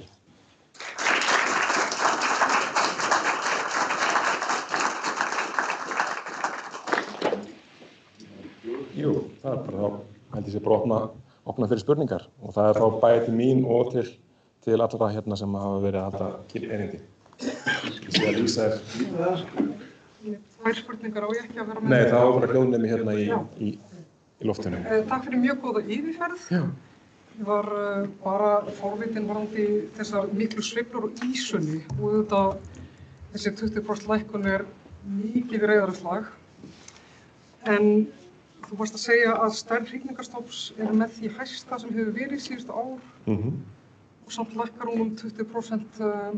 Hvaða gögn verið að nýta til dæmis á sjávarútveginum í ráðgjöfinni á ísunni bara svona og í svona tilfellum þar sem að ráðgjöfin að lækka 20% þarf ekki að bæta hreinlega við gögnum frá sjávarútveginum. Veistu bara... Sko, þetta það tvennt í þessu. Það hérna, við notum náttúrulega gögn úr afla. Við notum aldursgreiningar, við notum stærra lengdarmælingar. Við erum að skoða afladagbækur og fylgjast með þeim og við erum með og við náttúrulega notum stofnmælingarleiðangur okkar mikið í þessu. Þetta eru allt saman mjög sterk gögn og það er gott samræmi í þeim. Þannig að við sjáum árgangana renna í gegnum stofnun og það er þannig að þetta er gott samræmi í stofnunum, eða stofnmatinu. Við sjáum að við sáum það líka að það er tiltölulega lítil nýliðun árið 2022 og 2023. Þannig að það var svolítið viðbúið að það myndi lækka aðeins, en þetta er samt við erum að lækka frá þessu hæsta gildi sem hefur mælst frá því í sögu stofnmatsins. Þetta er hærra heldur en toppurinn sem kom í kjölfarið á 2003. Ja. Ég bæta við að þegar ráðgjöf svo há eins og síðasta ár við komin yfir ráðgjöf. Svo það tekið fleiri fisk síðasta ár. Og svo það ekki metið ekki eins margir í þessi ár. Já, það er líka það hefur verið veitt umfram ráðgjöf svolítið langan tíma í þessu. Já, bara hin spurningin var varðandi síldina. Þessi vandamál tengd bergmálinu 2004 og 2005 sem leiddu til mikillar óvissu í stofnmatinu. Bara sama spurningu áðan, þegar svona gerist, væri þá í þeim tilfellum kannski fyrirfram búið að hugsa út í það að staðla einhvern veginn gögn frá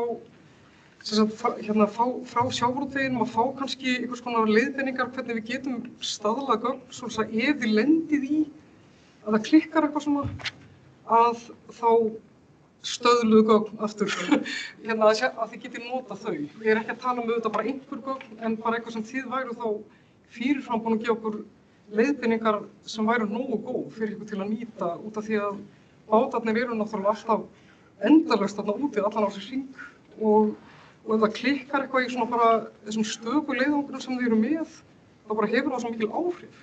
Þessi 22% lækkun bara rosalegt.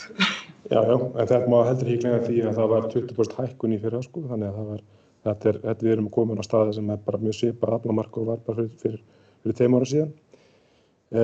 Það var náttúrulega komið í kjölfarið á því að það var, við vorum að mæla meira út úr vísitölunum heldur en mældum meira og þess vegna erum við að benda á þessi vandræði sem komið fram. Það er náttúrulega voðalega, kannski Guðmundur getur komið inn á þetta, en það er náttúrulega voðalega erfitt fyrir okkur að oft þessi vandræði sem hafa komið upp á ákveðnum tíma og það er voðalega erfitt fyrir okkur að endurtaka mælingu eða fylla inn í mælingu með öðrum gögnum þegar eins og til dæmis kom upp í þessu dæmi frá 2004 þar sem við sáum allt í einu var síldin farin frá þeim stöðum sem við venjulega sjáum þær. Hefur ykkur verið að bæta, Guðmundur? Ég sjálfsög ekki. við erum bara, þú ert að segja að það er rosalega mikið lói sem hefur verið í þessum mælingum undanfarin ár. Þessi 20% aukning síðust ár, yfir 20%. Og lækkun núna, þetta endurspeglar bara þessi óvissu í vísitölunum. Þetta eykst 27% árið áður. Já, akkurat. Og svo niður aftur 22, þannig að það er kannski, þetta er bara sveiflar. Já, það er svo sem að segja sömu sögum í svona að þetta var komið í kjölfarið á mjög miklu hækkunarferli. Ísland fór mjög hátt upp og það heldur ekki útséð með að fara aftur þangað upp, en þetta er svolítið eðli ísuna, það er mjög brokkeng nýliðun í þannig að við sjáum að stofnstærðin mun flökta með stærðarafninga.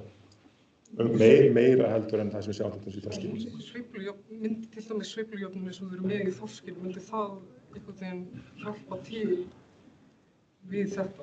Já, það er náttúrulega... Það er kannski ekki fyrir þessar tegundir eins og í þorskinu. Ég er bara forvitin, bara svona... Sko, það er alveg hægt að útfæra svoleiðis, en þetta var ekki rætt á seinustu aflareglunefnd, en svona mín fyrsta gisk væri það að þú myndir þurfa að hafa lægri markvaldara í reglunni sem því að meðaltalið myndir vera aðeins minni afla heldur en það sem við erum með í þessu reglu. Þannig að það er að vega að meta þessi sjónarmið þegar þú ert í þessu. Þannig það kraumar á þér, þú vilt spyrja margt, en einhvers. Ég veit ekki hvort það heyrist í fyrra þegar ég hlustaði á hana fund, það heyrist ekkert í spurningum milli sal, en ég veit ekki hvort fólk heyrir í mig þegar við erum út á netinu. Á að gera, en gott. En það er margt sem að kraumar á mig á, það er rétt. Þetta kemur mér verulega óvart með úthlutun að bæði ýsu og ufsa sérstaklega, og það að óvissan sé svona mikil í ufsanum. En það sem að ég er búinn að vera að skoða hvernig röllin samræmast veiðum skipanna. En gögnin sem ég er með, ég er eingöngu með gögn til 2021 og bar það saman við frá veiði og röll allra skipa Hafrannsóknastofnunar frá 2005 til 2021, samanborið við veiði alls fiskiskipaflotans í öll veiðarfæri og reytaði það niður á 0,1 sinni 0,1 gráðu. Þá í þeim 30 tilfellum þá ná röllin ekki utan veiðiskipana í 17 af 30 tilfellum. Þess vegna spyr ég Hafrannsóknastofnun, til úttekt á fylgni rallana við veiðiskipana, vísindaúttekt á gæðum rallana og eftir skipum og svæðum. Því að við svæði skiptum landinu þá er svo mikill munur á Austurlandi, Norðvesturhorninu og Suðvesturhorninu. Bæði hvað var það þéttleika, tegund og annað eins og við sjáum af myndum. Spurningin hefur verið gerð gæðaprufa á gögnum rallana per se bæði eftir skipum og svæðum. Annar spurning sem ég langar til að spyrja sem er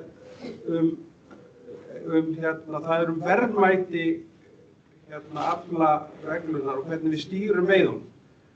Við erum með lífmassi karfa til dæmis er helmingur af lífmassa þorsks, sýnist mér. Þyngd stofnsins er helmingur af þorsk. Núna hefur karfinn vegna hitabreytinga farið norður eftir eða hvort það sé vegna hitabreytinga eða bara vistkerfisbreytinga sem í hafinu, tekið tillit til þess og líka einhvern tímann erum við að spyrja hvað ætlum við að hafa stóran karfastofn út frá verðmæti, ég er að tala þá vistkerfis nálgun,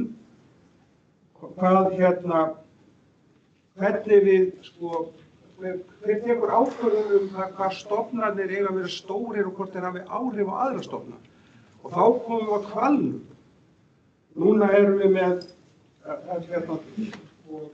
með hvalarannsóknir og við vitum það er gefið út af Hafrannsóknastofnun að hvalurinn tekur 2-falt til 3-falt meira af nytjafiskum heldur en við mennirnir tökum úr hafinu. Og núna nýverið ráðgjöf Hafrannsóknastofnun langreyðar Þar verið að draga niður veiðina niður fyrir vegna öryggismarka, en Hafrannsóknastofnun þá að verja aðrar nytjategundir, eða hann að verja hvalinn, eða hann að nú gengur langar og aðrar tegundir á nytjastofna? Eru þið þá ekki að gleyma að verja nytjastofnana? Þetta þessar 3 spurningar sem langar að spyrja svona, og fyrir utan 20 aðra sem ekki komist að. Ég skal byrja á hvalnum. Við vitum vel að langreyður nærborðanar einvörðungu ljósátu og á svæði sem að við sjáum ekki mikið af nytjafiskum á. Þannig að við hefum ekki miklar áhyggjur af samverkun þar nema náttúrulega þá ertu spurningin fæðusamkeppni sem orðið töluvert flóknara fyrirbæri, hvað spurningin hversu mikið að ljósátu og svoleiðis sem að og hvað hverju framleiðin í ljósastofnunum. Þetta allt saman hluti sem að koma hann inn í. Varðandi hrefnuna sérstaklega, þá við vitum það að hún er meiri tækifærissinni þegar kemur að fæðuvali og við höfum séð miklar breytingar á fæðuvali hrefnu, til dæmis þegar Jóhann Sigurjónsson á sínum tíma var að skoða þetta í sínu meistaraverkefni 1970 eitthvað.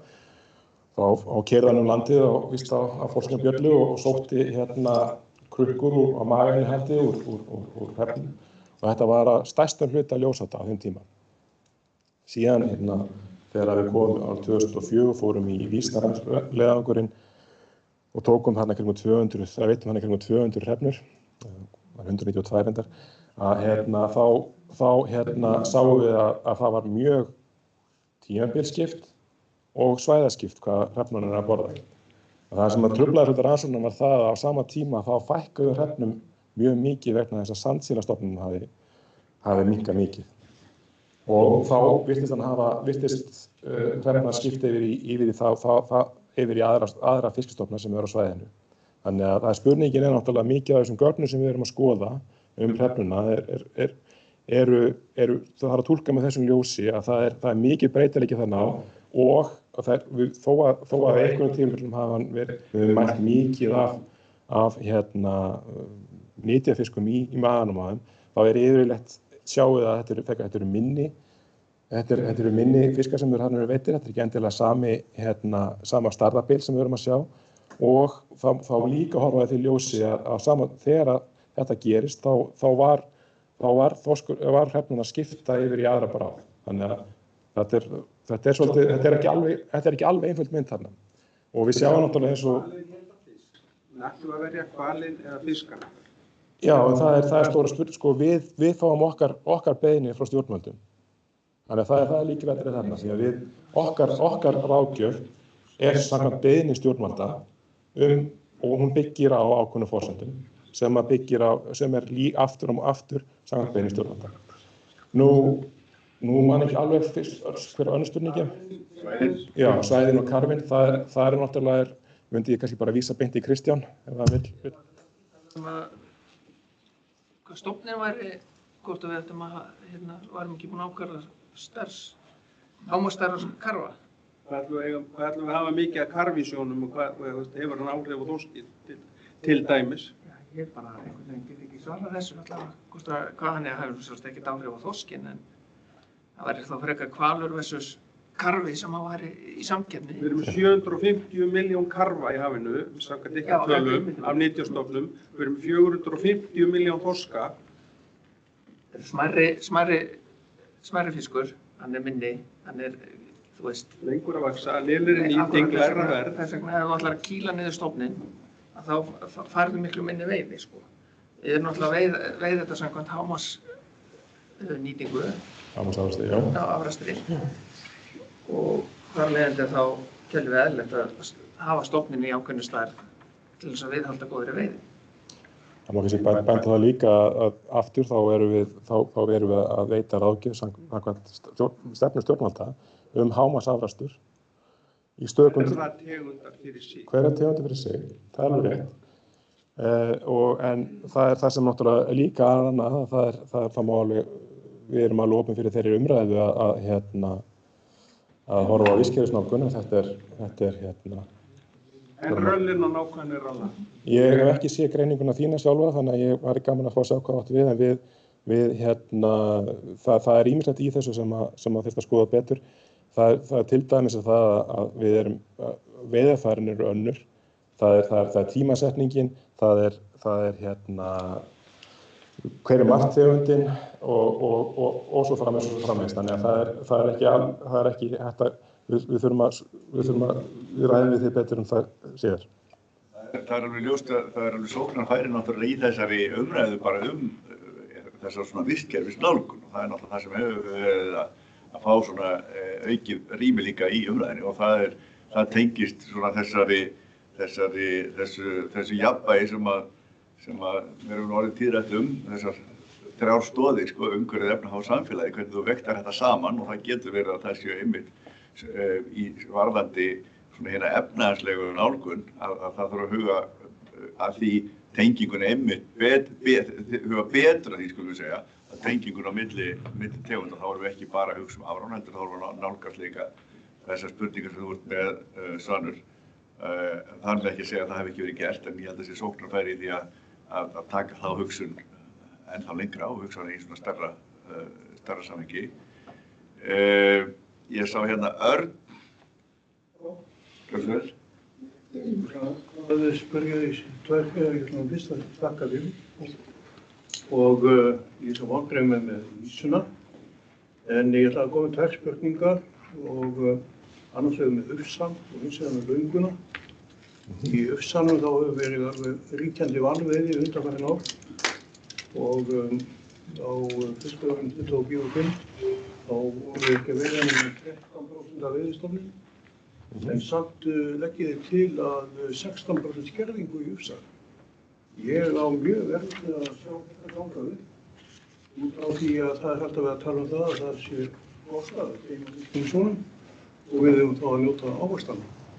Hins spurningin í sambandi löngu, við höfum undanfarin ár veitt langt umfram ráðgjöf og það hefur verið löngu skortur í sambandi bótanum og annað slíkt. En þannig að maður hefði nátt von á því að það myndi nú ganga eitthvað á og yrði þá niðurskortur í löngu. En það er 20% og skýringar á þessu tvennu. Annars vegar varðandi ufsann sérstaklega, þá vísa ég aftur til þess að það er tölur óvissa í gögnunum í ufsa og þannig að og við erum að sjá að matið á stærð ufsans er að breytast og við sjáum þá líka að þessu veiði hefur alltaf hefur hnikast aðeins upp og þannig að við erum að sjá aðeins aðra sýn á ástandi núna heldur en við vorum með segjum fyrir 5 ára síðan á stærð ufsastofnsins. Hvað var þetta með vanveiðina og annað, það er alveg rétt að okkar ráðgjöf var hærri heldur en það sem var veitt. Og það má eiginlega fara aftur til 2020 síðan það gerðist seinast. En við vorum líka á tímabili, vorum við með aflareglu þar sem við vorum með sveiflujöfnun, þannig að við sömu aflareglu í ufsa og við vorum með fyrir þorsk sem þar sem þetta ástand var töluvert mikið verra. Þannig að eins og þú manst kannski eftir, við vorum í aflaregluvinnunni í fyrra, þá breyttum við því og fórum yfir í það með þetta bara við ástand viðmiðunarstofnsins í úttektarári. Þannig að það er sjálfur sér það sem er að gerast hér það er að við erum að fara þessu tímabili frá því fyrra og núna yfir þetta að vera með í þessa ákjöf á úttektinni í ár. Hvað var það löngun? Þá hefur Það er rétt, það landafli hefur talist frá ráðgjöf, en við hefum haft svona til að gera ágæta nýlega síðkastið, og veiðálega hefur verið að dansa við rétt yfir mörkunum sem við erum að meta, yfir kjörsókn. En það má líka segja það að við höfum séð sterkt merki aukningu í morali sem að líkan hefur ekki verið að fylgja eftir, þannig að núna erum við að segja. Þannig að það er kannski stærsta skýringin á því af hverju það er þessi hækkun í áminningunni. Árni Sveinsson. Já, takk fyrir góðan fund. Það eru ákveðin vonbrigði með það hvað okkur hefur tekist illa að byggja upp fiskistofnum okkar. Og mín skoðun er sú, og okkar í félaginu hjá mér, þar sem að það hefur ekki verið nægilegt tillit tekið til sjónarmiða skipstjóra sem eru úti á feltinu allan ársins hring við veiðar. Og nú ber svo við að ef að lesnar eru fréttir af síðustu loðnuvertíð og undanförnum loðnuvertíð, þá eru menn í því að reyna að forðast að veiða hval. Þeir eru að veiða loðnuna, þá eru þeir að reyna að forðast að veiða hval, fá hvali inn í nætið. Það er alveg augljóst og af hálfu okkar að hvalir eru að éta gríðarlegt magn af loðnu og átu sem að veldur því meðal annars að fiskurinn er að einhverju leyti vannærður og það er bara svona common sense.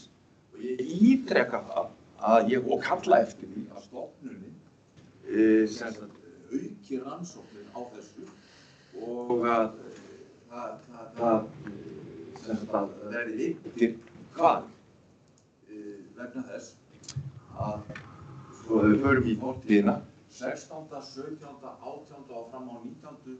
öldina og 20. öldina voru hvalir veiddir og þeir stofnarnir voru veiddir niður í áhættu mörk. Síðan 1954 eða 1956 hefur hnúðbakkur verið alfriðaður. Honum fjölgar og fjölgar og fjölgar. Sama á við langreið. Og þetta er allt saman fiskar, hvalir, spendir sem eru að éta gríðarlegt magn af því sem að þorskurinn og aðrir fiskistofnar lifa á. Það verður að taka þetta inn í myndin. Og ég hafna því að ráðherra hefur orðið við beiðni okkar til margra ára að setja á stofn rýninefnd hagsmunaaðila á ráðgjöf Hafrannsóknastofnunar. En ég tek fram, ég ber gríðarlega mikla virðingu fyrir ykkur, starfsmönnum Hafrannsóknastofnunar og þessum vísindum sem við búum við, en þau eru ekki óskeikul frekar en önnur mannanna verk. Og ég lýsi vonbrigðum með það að enn og aftur kemur núllráðgjöf í Djúpkarfa, en hún byggir auðvitað á gögnum, gagnaseríu sem að þið aflið, en gagnaöflunin er ekki fullkomn. Þannig að það vantar inn í þetta að taka tillit til sjónarmiða okkar og ég vona að það verði gert í meira mæli í framtíð. Þeir eru undir með lýsu að nýta líka gögnin úr sem þið eru byrjað að nota úr bæði frá veiðiskipunum og eins frá verkun á húsum. Takk fyrir. Kristján starfsmaður hérna Hafró fiskifræðingur og mér langar að byrja á því að mótmæla því sem Árni segir að við höfum ekki tekist að byggja fiskistofna hérna á Íslandi. Flestir fiskistofnar sem við erum með hérna eru í hámarksstærð. Þó að aflinn sé kannski minni heldur en hann var fyrir 30, 40, 50 árum, en þá vorum við líka að veiða of mikið. Takk fyrir það. Hvalina, ef þú ætlar að fara út auðvitað hafa þeir alveg örugglega áhrif á í hafinu, en þú þarft að fara alveg í massívar reyna að hafa áhrif á fiskistofnana. Ef ég má mótmæla þér, Kristján, kæri vinur, þá segi ég að 100, 200, 300 veiddir hvalir gera það að verkum að átið þeirra á átum og öðrum fisktegundum því sem nemur þeirra fjöldas hvala sem veitir eru. Þetta bara til aukningar. Og ef það þarf að... Að þú vilt veiða meiri hval og það En Kjartan Sveinsson frá Landssambandi smábátaeigenda. Ég ætla annars að spyrja 3 laufléttar spurningar þorskinn. Í fyrsta lagi þá var ég að spá í sambandi við samband hrygningarstofnsins og nýliðunar, hvort það sé eitthvað í þessum gögnum sem að varpa eitthvað frekara ljósi á þeirri $1 milljón spurningu. Í öðru lagi að þá varstu þarna með glæru í sambandi við stjórnun fiskveiða eða stjórnun veiða.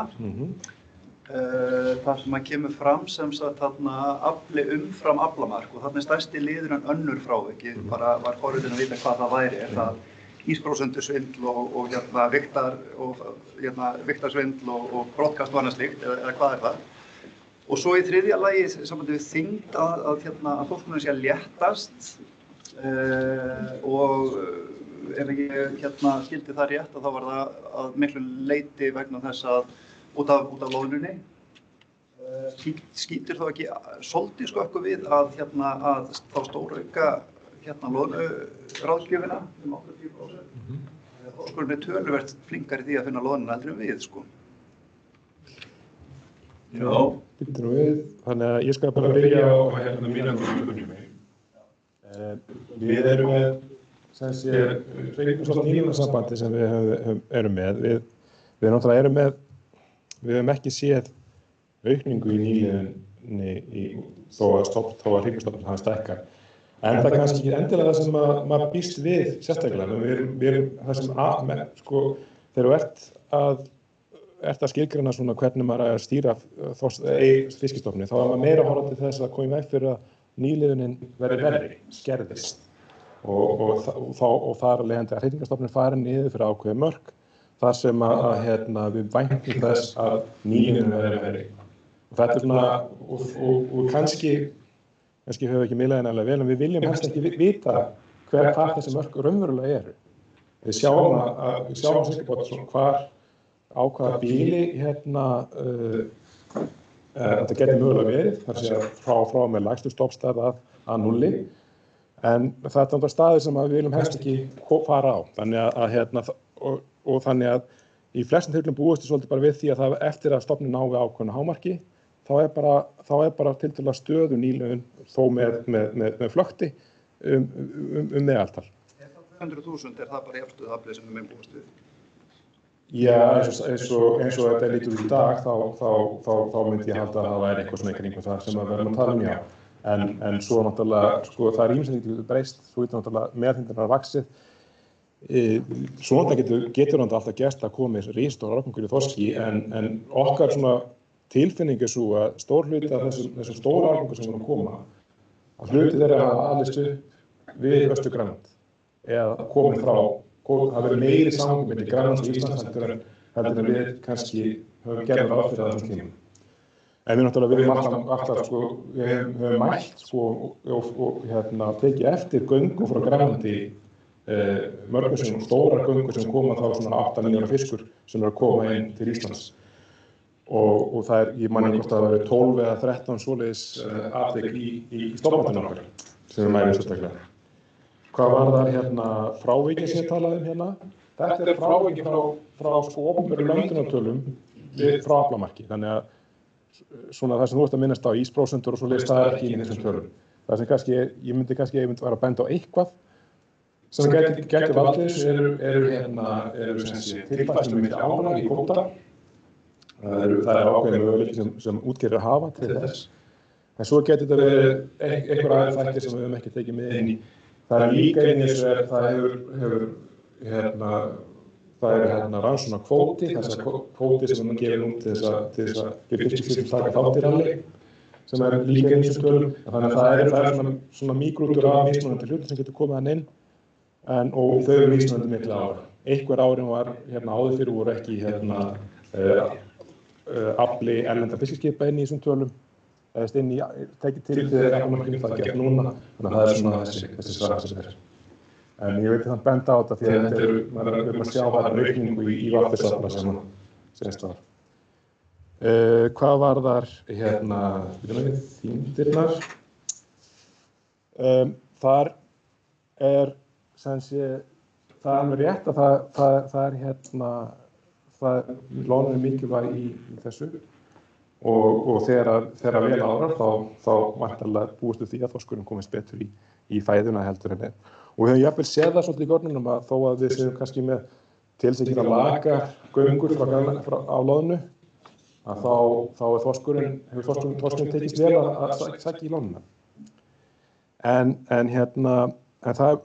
loðnan hefur verið, nýlun hefur verið fremur slöpp senastu 3-4 árin. En núna er svolítið stór árangur á leiðinni, við getum kannski stekið það svo ég sé að hoppa hérna frá og tilbaka í sjónum. Þá er þetta tiltölulega stór árangur að koma inn. Þannig að við munum náttúrulega sko kanna betur hvað það er og í aflareglunum fyrir loðnu er sérstaklega gert ráð fyrir afráni þorsks, ufsa og ýsu, ef maður rétt eða ekki. En Guðmundur, þú getur kannski bætt við. Bæta við þetta, eins og spurninguna. Þú ert svolítið að gefa þér það að ef við veiðum minna á loðnu, það verður meira til fyrir þorskinn. En við verðum að hafa í huga líka aðgengi þorsks að loðnu. Það var kannski meira spurningin, af hverju er þetta ósamræmi milli þess hvað er í maga þorsksins og hvað þið haldið það sé? Já, en það er þetta líka bara þessi gluggi sem þorskurinn hefur til að éta loðnu. Hann er orðið mjög stuttur, bara út af að það er lítil skörin í útbreiðslu á þessum sjónum. Þorskurinn virðist fá nóg, það er ekki bara við þetta tímabil sem hann er að selta. Það er nefnilega yfir sumari líka. Og það hefur ekkert áhrif á hvað við veiðum mikið á loðnu. Það er náttúrulega kannski, það er samt verið þannig að áhrifin séu mest á vetrarvestunum heldur en sumarvestunum. Þegar við höfum skoðað þetta, en þetta er eitthvað sem Við veitum af hverju þið er, þetta ósamræmi? Ósamræmi í?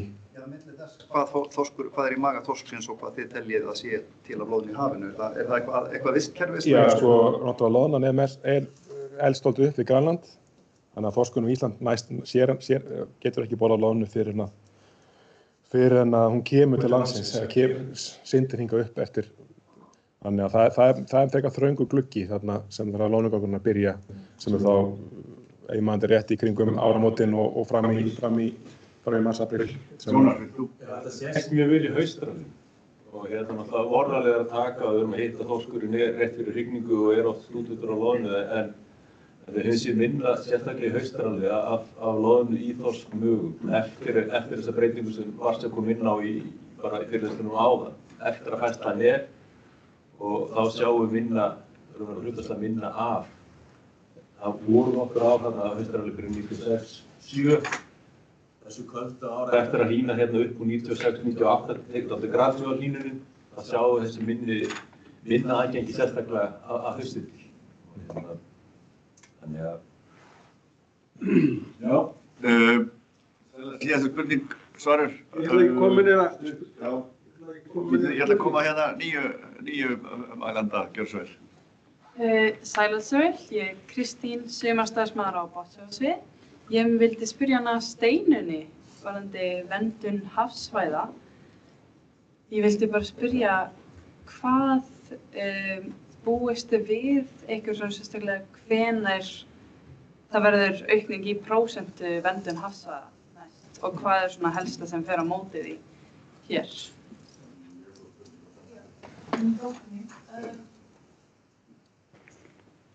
Við erum að reyna að vinna að þessu markmiði sem hefur verið sett 30%. Þetta ætlum við að gera með því að styrkja ýmislegt hérna innan hjá okkur. Við erum að tengjast Evrópuverkefnum þar sem við erum að fá utanaðkomandi inn á þessi aðferðafræðina, styrkja aðferðafræðina frekar. Þetta er svolítið flókið, þetta getur verið mjög flókið mál að finna að því að við erum að vernda svo ólíka þætti til að ná þessum 30% og þurfum við að passa að við sem að vernda eitt heldur að við sem að vernda fjölbreytt búsvæði, fjölbreytt svæði þannig að við þurfum að skoða mjög vel vistkerfisnálgunina, hvernig vistkerfin er hérna á stórum skala og svo þurfum við líka að vinna á minni skala. Þannig að við erum að vinna þetta á nokkrum stigum. Þetta erum við að þróa núna og þannig að kannski næsta ári verðum við komið með aðeins meiri svona þróun á aðferðafræðinni til að finna þetta svona heildstætt. Örstuð frá þér, Sonur? Ég ætla að glemta að segja hérna uppæði að þessi stofnun hér er ein mikilvægasta stofnun hér á Íslandi í mínu huga og vil bara brýna fyrir tilvonandi forstjóra Hafrannsóknastofnunar nokkur umsækjandi hér að rýnifundir verði oftar og betur afmörkuð málefni vegna þess að þetta er alveg gríðarlega víðfeðmt efni sem við erum farið hérna yfir og við höfum 20 mínútur að ræða rýnifundi við skipstjórnarmenn og leita þekkingar og fara í hugarflug milli vísindamanna og skipstjórnarmanna og efla það samstarf. Við þakka fyrir þennan frábæra fund. Takk fyrir það og takk Bjarki.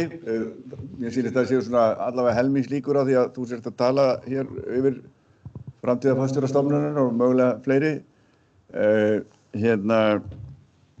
Af því að það eru svo margir umsækjendur hérna í salnum.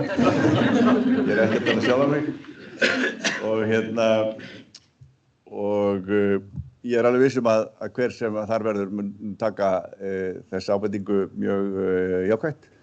Eins og Árni nefndi að þá hefur ráðherra ákveðið og takk kærlega fyrir erindi Bjarki og samtalið. Eins og Árni nefndi þá hefur ráðherra ákveðið að setja á stað rýnihóp hagaðila og sem mun fara yfir ráðgjöfina núna og rýna næstu daga áður en að hún gefur svo endanlega út aflamark næsta árs og það er nýtt sem sagt og eins og margar aðrar góðar hugmyndir þá er hún komin frá Árna Sverrissyni þannig að þú lítur að vera ánægður með þetta skref. Eins og ég sagði hér í blábyrjun þá er það okkar yfirlýsta markmið og bara hlutverk líka að miðla því sem við erum að gera. Við stundum rannsóknir, ráðgjöf og miðlun til að loka þeim hring og það er okkar yfirlýsta markmið að miðla sem allra mest og eiga í opnu samtali við ykkur. Þessi fundur er hluti af því.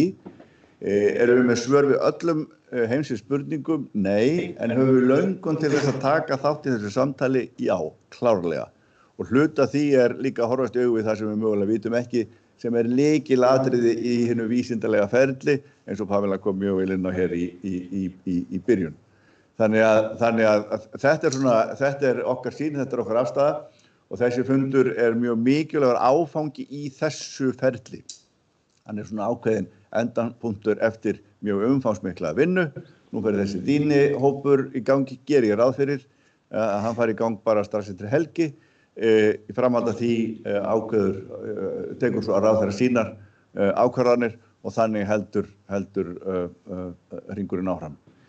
Hvet ykkur öll hér bæði í salnum og á netinu til þess að rýna vel þær upplýsingar sem að fram koma í framhaldi af þessum fundi á netinu, mjög umfangsmikil gögn, ráðgjafarskjöl sem hafa verið nefnt hér nokkuð sinnum á fundinum og eru væntanlega komin á vefinn núna. Þetta er allt saman kynnt mjög nákvæmlega, þess vegna vorum við að horfa til þess að það færi ekkert út í það fyrir akkúrat klukkan 10 því að 10 var hinn opinberi tími sem að þetta fer út á og það þarf að virða þessi formlegheit. Og að svo mæltu þakka ég ykkur fyrir þáttökuna hér bæði í salnum og netinu, samtalinu, spurningar og sal og ekki síst okkar ágæta starfsfólki sem að bæði hefur tekið þátt í að undirbúa þessa og vinna þessa ráðgjöf og sérstaklega þeim sem að kynntu sín innlegg hér í dag. Takk fyrir í dag.